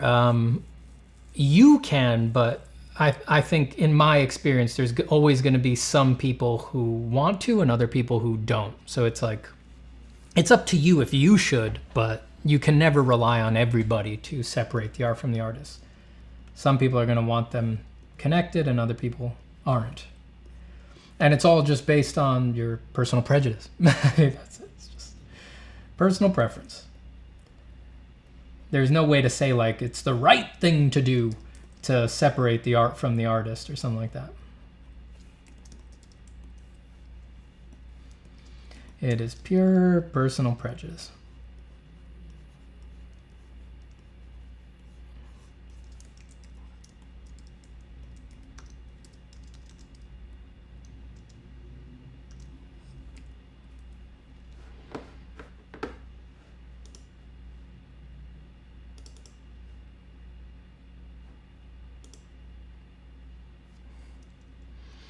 Bruh, I'm finally breaking free from gaming to draw because all games suck right now. Well, do try to keep drawing even when they're really good. But half the time, if I draw for 5 hours, that'd only be 2.5 hours a day of learning to draw. Look, if you're certain that's the way to go, I'll trust you. You shouldn't. I'm just some guy on the internet. You need to follow your heart, right? You're an artist, ain't you? You do need to trust yourself. So if it really puts you in conflict with yourself to do what I'm saying, I'm telling you, then you gotta follow your guts, right? You need to trust yourself before anything else. But if experience, if being a teacher, if all of that means anything to you, I'm telling you with the whole of my heart that that sentence, but half the time, If I draw 5 hours a day, that'd only be 2.5 hours a day of learning to draw. That shows you have the problem already, and you're on a very slippery slope. Don't you understand that you're learning to draw also in the other 2.5 hours a day where you attempt the kind of images you want to make? I'm trying to tell you right now, if you don't get what I mean there, if you don't see that you are learning to draw by attempting those pictures, even if they don't come out great, you have what amounts to a sickness in art, and you need medicine, and strong medicine. You've got to remain in contact with the pictures you love. You cannot lose yourself doing studies all day, every day for years. You will ruin, I promise you, you will kill your artistic heart, and you will come to me later, years from now, asking for me to help you or someone like me to help you with an unbelievable amount of angst and pain, and it all could have been undone if you just kept making the pictures that make you happy. I mean it. I mean it. And it'll be 1,000 times harder to undo it when you've just built the habit of only doing things by rote, doing things that other people have put on your plate, following perfectly everybody else's perfect little plans. None of that stuff teaches you how to be an artist. Do you think that's what it means to be an artist? Are those kinds of artists the artists that you love? The ones that you follow? The ones that inspire you? The rote, paint by numbers, not doing anything new, creative, or original? Is that the kind of art you love? Jesus. What did we do to the brains of artists with all of these years of spoon-feeding infantile crap? What is it going to take to break out of this, man?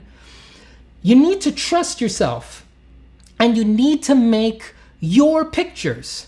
And I know that it's hard because mom and dad don't like them, or they're not getting attracted to stuff on social media. You don't trust yourself. You don't see why you would trust yourself.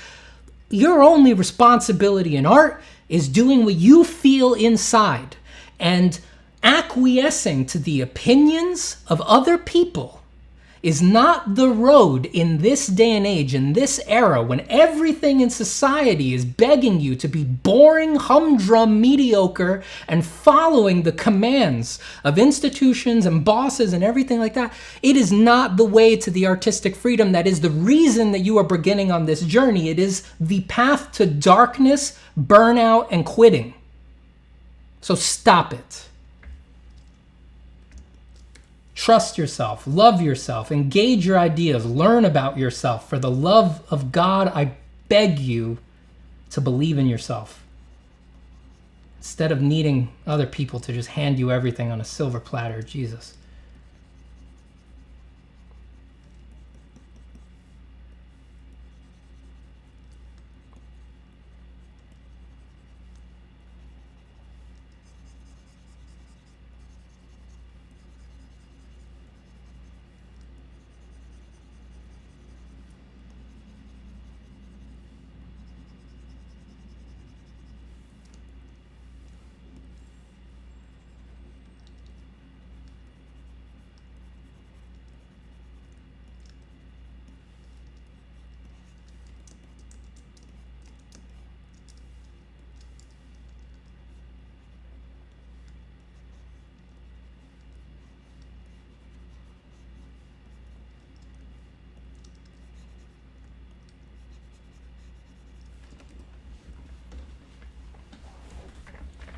I just needed to know where the bathroom was.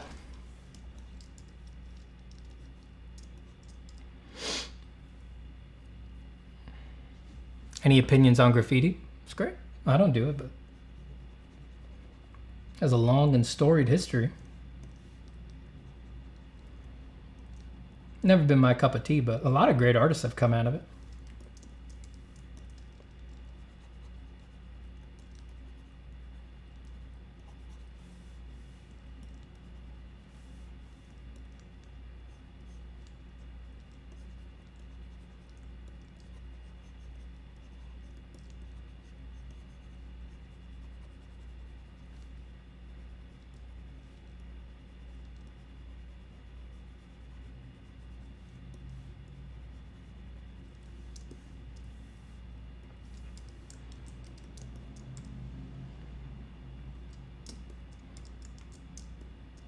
I needed that speech 5 years ago. Yeah, that's what happened. That's what happens with these things. Like I said, it's like if you don't trust me on this now, you're gonna come back in 5 years and you're gonna need a much tougher medicine than that to break you out of the habits that you formed from not believing in yourself and not making your pictures.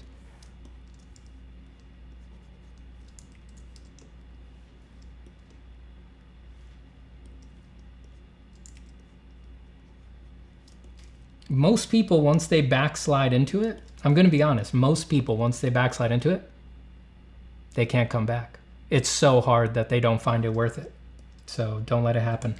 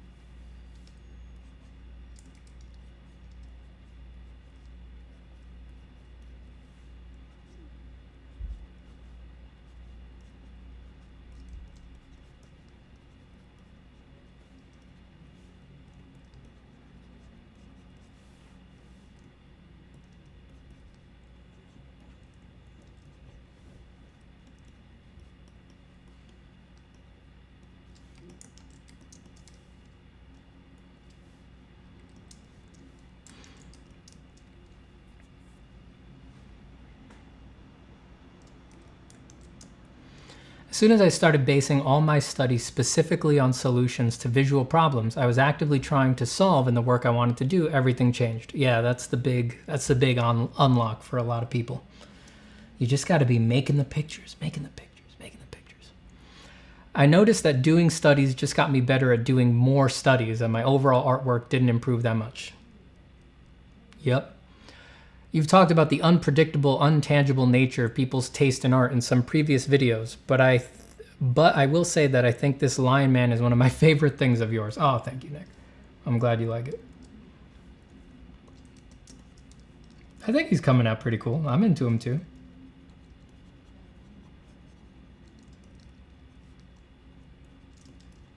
I've got a few animal and, or at least this Pandaemonium project has a lot of animal-inspired ones. Like, not this guy, maybe that guy, but he kind of looks like a worm or something like that. But that's snaky. This is lion. We've got some octopus people around here somewhere. Where'd they go? Yeah, we got a fly, squid, octopus. Definitely like mixing in the animal stuff in here.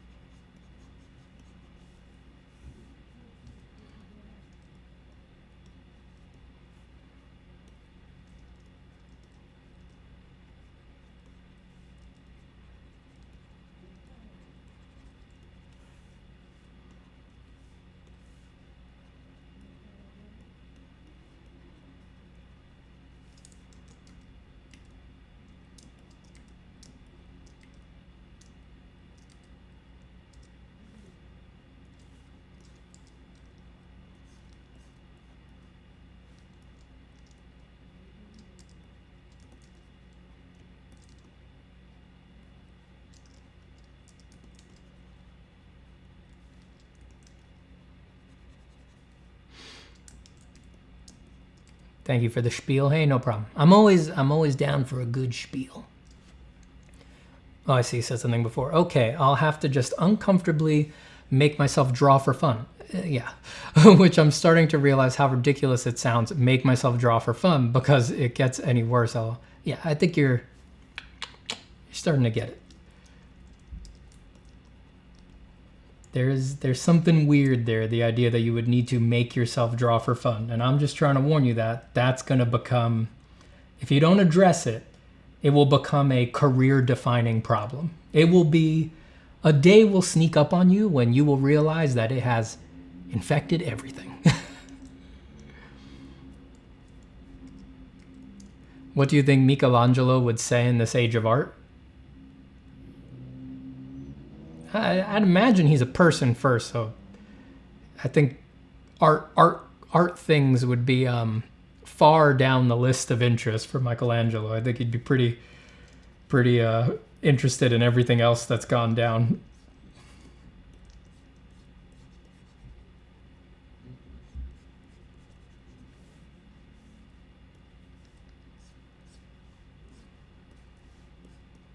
I bet he'd start a YouTube channel.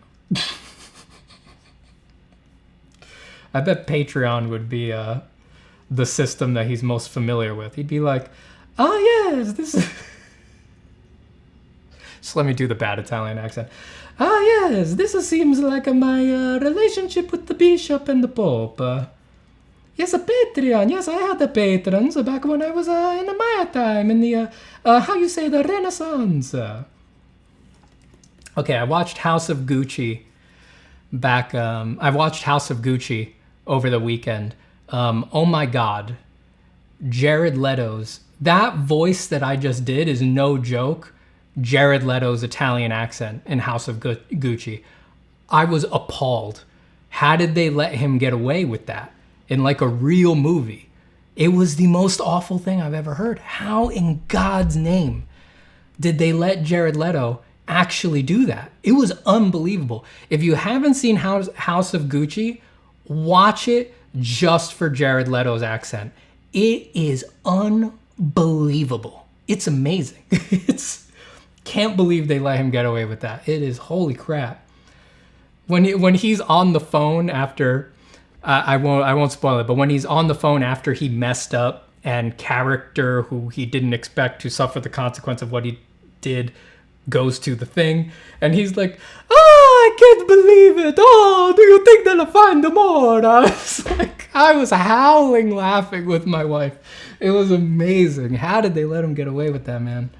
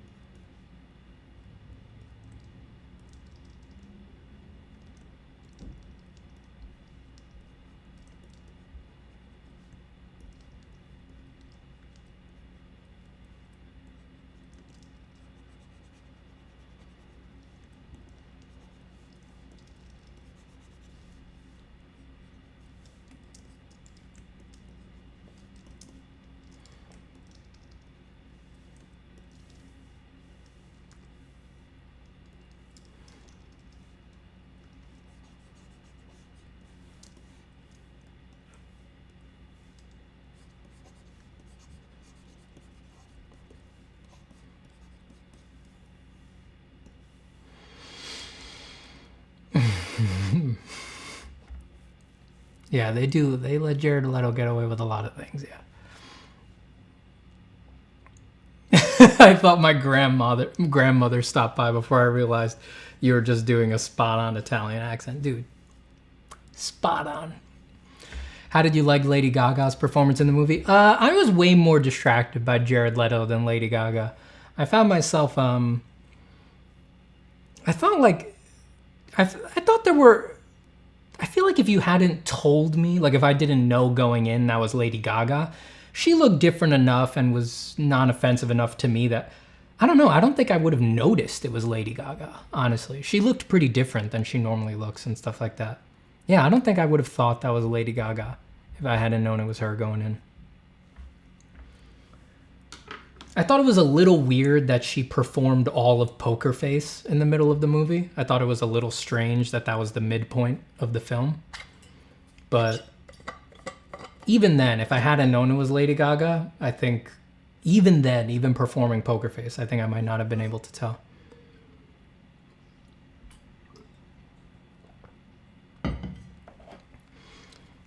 Poker face, poker face. I wanna hold them like they do in Texas, please. Hey!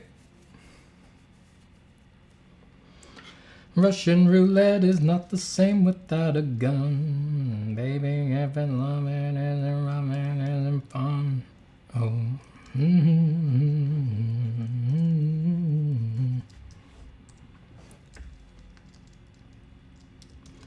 Can't read mine, and get a read of my poker face.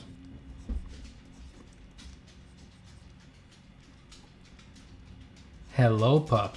Who's a good girl? Who's a good girl? I know. You just want your cookie, but nobody gives you your cookie. Everybody's too busy streaming. What's it take for a dog to get a cookie around here? It's so difficult to be a beautiful, creative, spiritually minded, incandescent, absolutely efflorescent, beautiful little pup.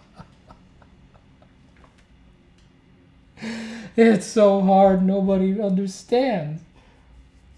Nobody understands how hard it is to be such a good little dog. The amount of effort necessary, the discipline, the day in, day out discipline.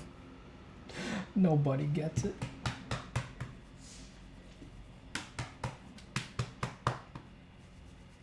Go on, get out of here.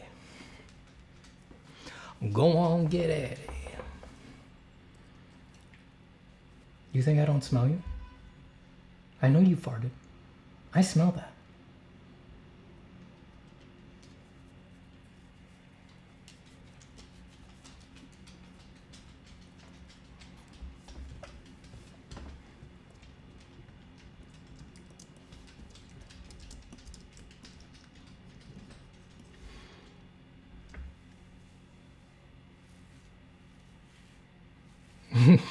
That's why your channel is different from the others. It's fully packed. Life, art, entertainment.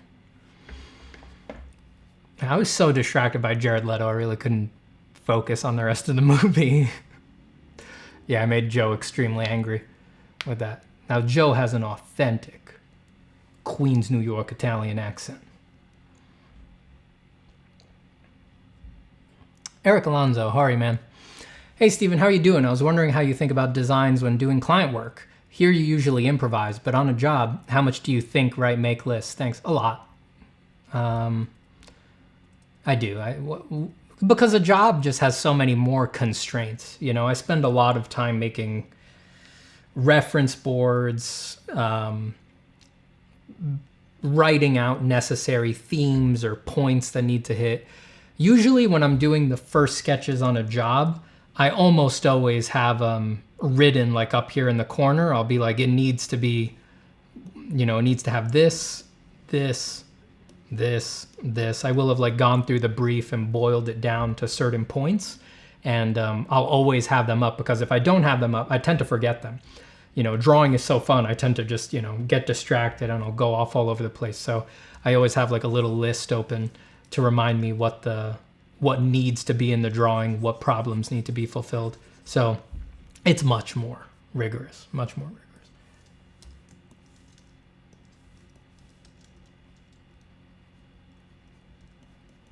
Usually my first day on, if the art director hasn't done a lot of that work up front for me, just because they don't have the time, or, you know, they don't really do that. Usually my first day on a project, I'll do art director stuff. So I'll collect huge amount of reference, I'll make boards, I won't even draw. And the first call I'll do with the AD, I'll just take them through the boards. And it'll be like I'll do it like when you're getting an eye exam, it's like better or worse. I'll show them a reference and I'll be like, more like this or more like this, more like this or more like this, more like this or more like this, more like this or more like this. And I'll take notes on all of their preferences.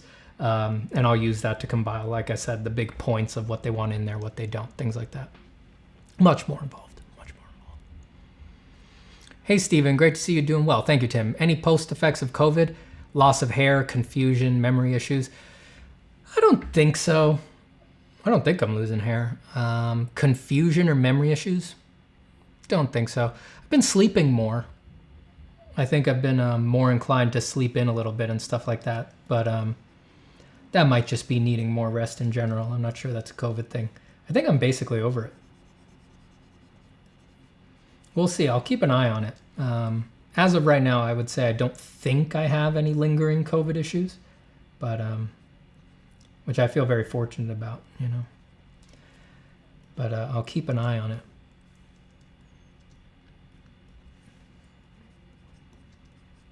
I took a nap in the middle of the day the other day, which I normally never do. My wife was like, "What, do you have blowback COVID?" And I was like, "No, shut up." And I was like, I got paranoid.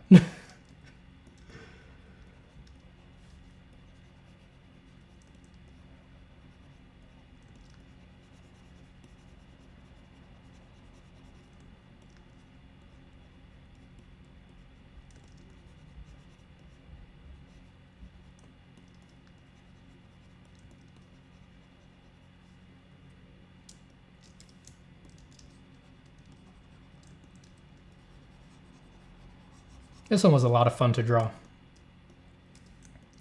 Need to spruce up these hands if I come back to him.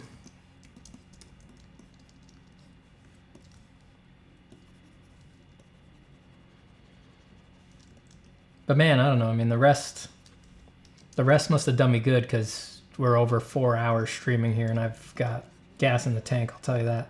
I could definitely keep going. I think I'll go for a run after this. I think I'll hop off in a couple minutes here, go for a run, and then I got some feedback to do. Go do some feedback for El Curso, the course. You get the course. You know you get the course. Come on. Yeah, you know you get the course. El Curso.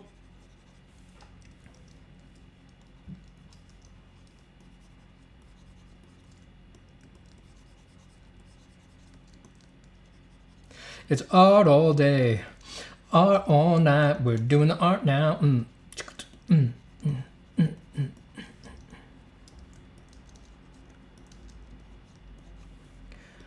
DJ, please pick up your phone. I'm doing some art now.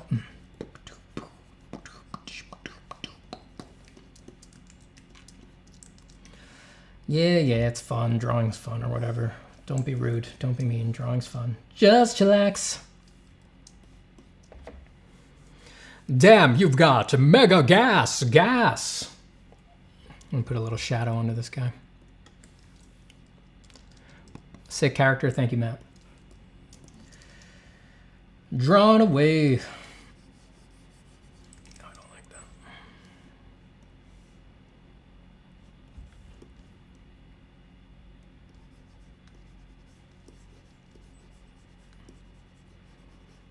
I was supposed to be doing, I was thinking of just doing just thumbnails today, but this guy really, he's no thumbnail. These other guys are thumbnails. I mean, that's thumbnail level. I mean, he only took like 10 minutes. Those guys on the left are what a real thumbnail would kind of feel like for me. But that guy on the right just naturally started queuing up a little bit further.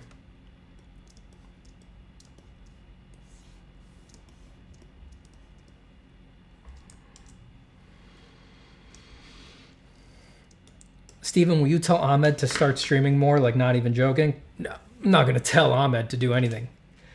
Look, I don't know if you know Ahmed Al-Duri, but you don't tell Ahmed Al-Duri to do anything.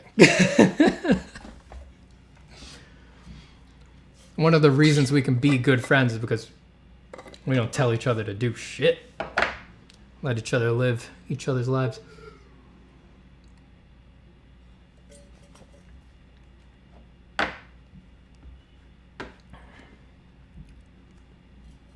Any thoughts on the purpose of reference? I've been using this as an excuse to not draw due to fear of failure. Get rid of it. It doesn't matter what.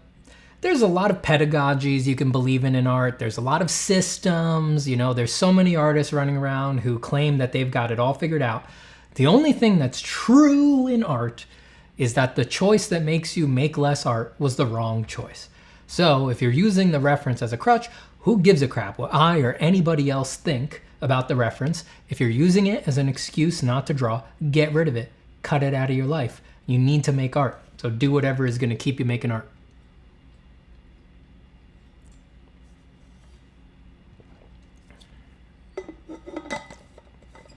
King Arthur says the course. What course might that be? There you go. Joey linked it for you. Any tips on Fine Art University portfolio? Should it be inclined towards fundamentals? I think most schools will tell you their portfolio requirements. I don't think there's many generalizations there. Just whatever school you're applying to, most schools worth their salt, they'll have a page for their application that says portfolio requirements, and they'll try to put it pretty explicitly what they're looking for. Just base it on that.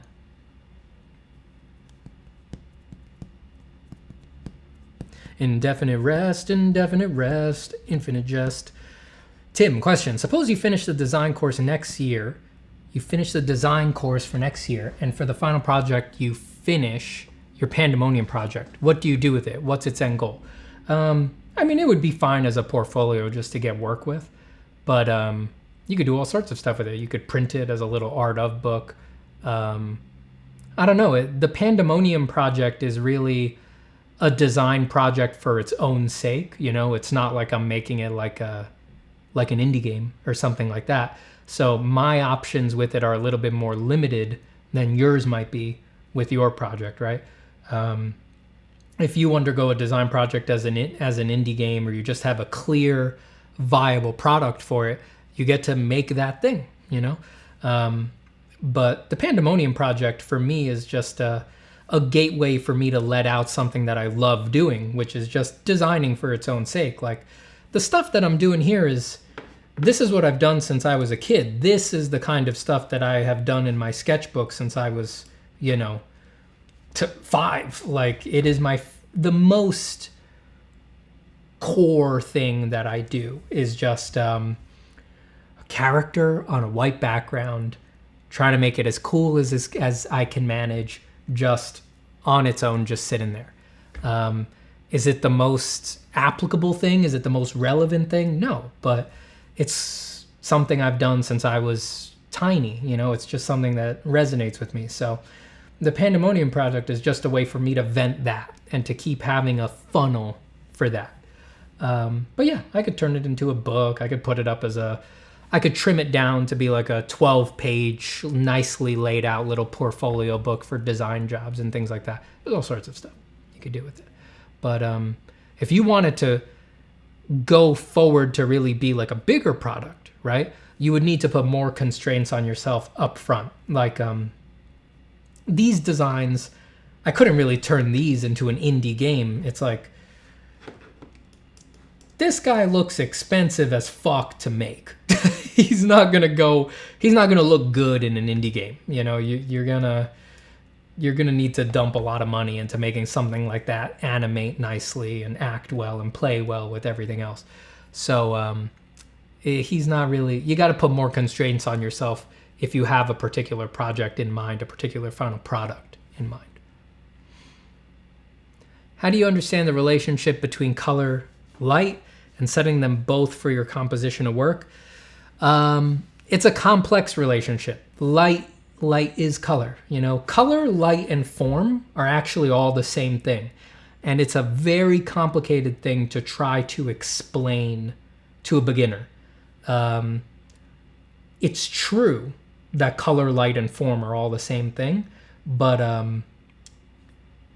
to explain how that's true kind of requires me to speak uninterrupted for like 12 hours straight. If you get the course, for example, if you get Form from Imagination, the first couple hours, or like the first module, The Nature of Light, which is something like, let's say, I think it's like an hour and a half, something like that. That first module is really explaining, like I said, in depth, how form and light are the same thing. They're actually the same thing. They're part and parcel. They decide each other. Once you pick something about one, you've decided something about the other.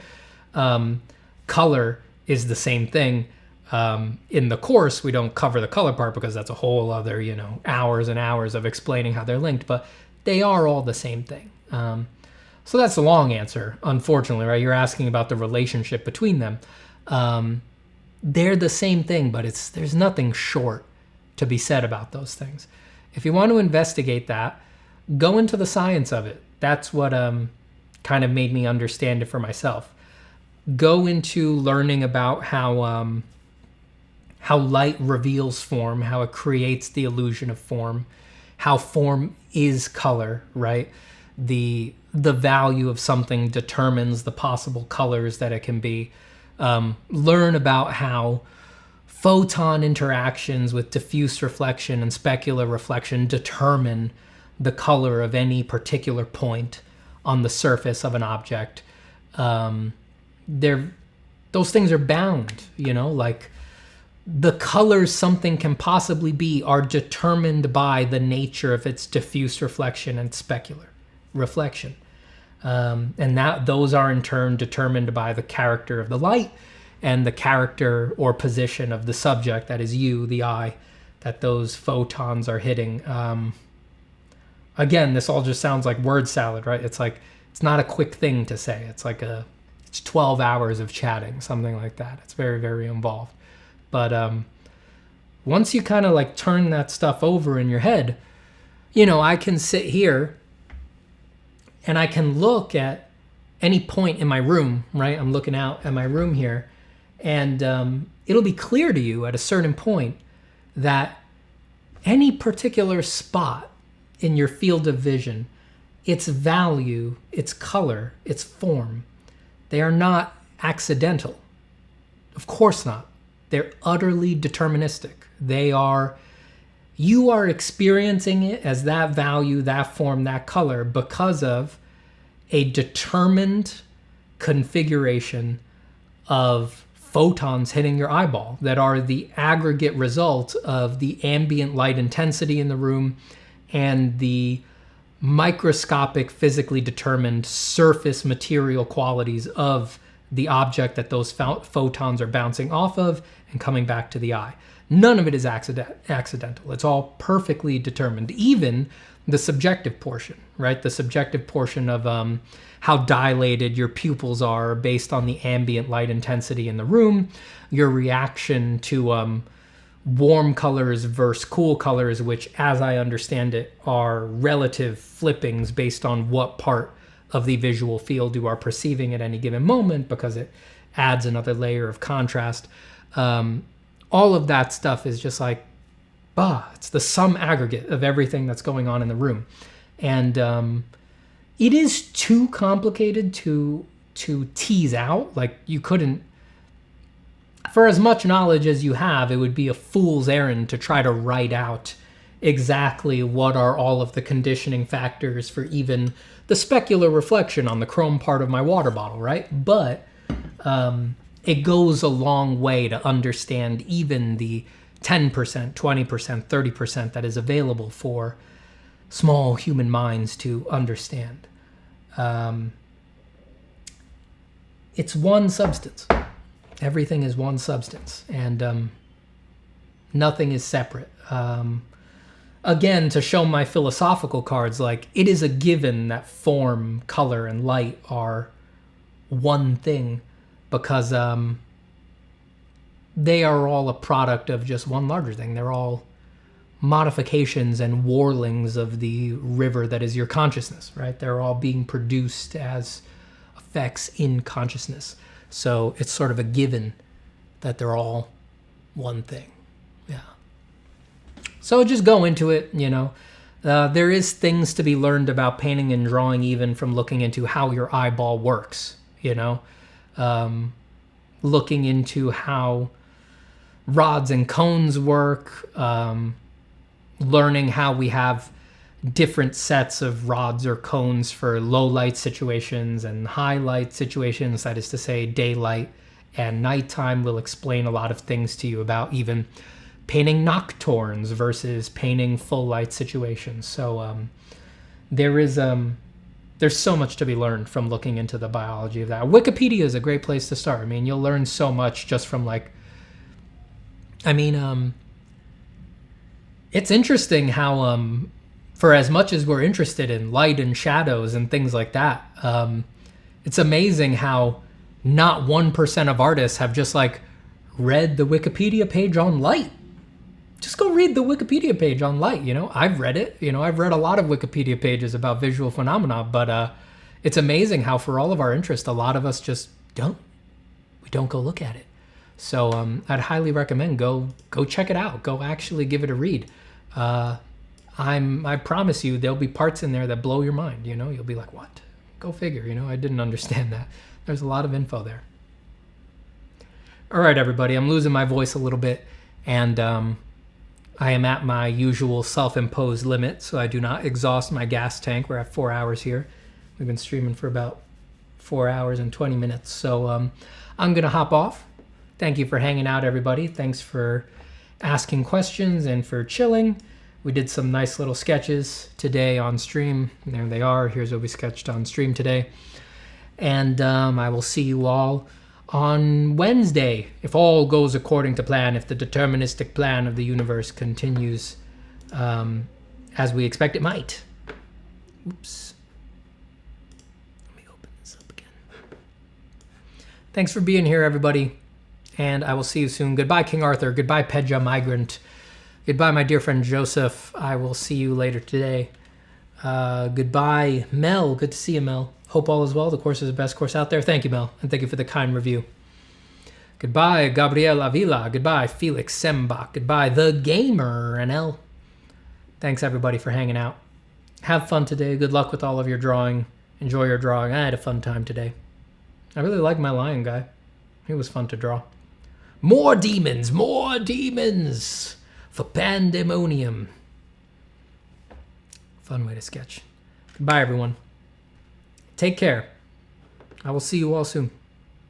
Hello everyone, my name is Steven Zapata. I'm a concept artist, illustrator, online art teacher, and former instructor at Art Center College of Design. I would like to introduce you to my new drawing course, Form from Imagination, a course designed to help you draw with confidence from your mind. Maybe you want to be a professional illustrator or designer, maybe you want to be a master with a pencil, or maybe you just want to be the best artist that you can be. Beautiful goals, but it's not always clear how to improve the work that you do from imagination. Over the past 6 months, I've taken all of the little eurekas, tips, and essential exercises that gave me confidence drawing from my mind and compiled them into a sequential course. We start with the absolute foundations, covering the scientific nature of light and shadow, how to hatch, how to create flat tones, how to render spheres and cubes, and step by step, we move through combined shapes, complex shapes, organic shapes. We cover how to simplify extremely complex subjects like the head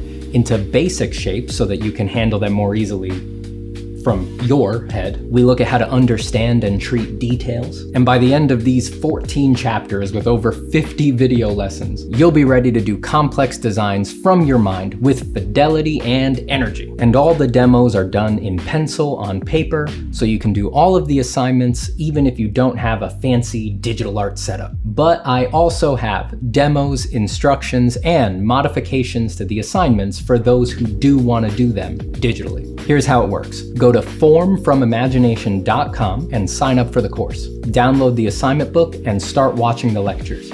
Do the assignments at your own pace. Take your time with them and use this self-study to develop your patience. When you're done, post your assignments in the exclusive community hub, and I'll personally critique your work with drawovers, diagrams, and advice. I want you to know, this course is no joke just because it's online. It is challenging content, and it is more complete than it would be if I was teaching this class at an art college as I have before. If I was teaching this class in person at Art Center today, I would just play these videos in class, knowing full well that they're the most concise, focused, edited, step-by-step way to convey the material. So I'm serious when I say, this course isn't just a substitute for a college-level course, it's better than a college-level course. And you don't have to pay thousands of dollars per credit and wind up hundreds of thousands of dollars in debt. So thank you for checking out the course, thank you for watching this and for your support, and thank you for drawing and making your artwork. The world needs it. I'll see you soon.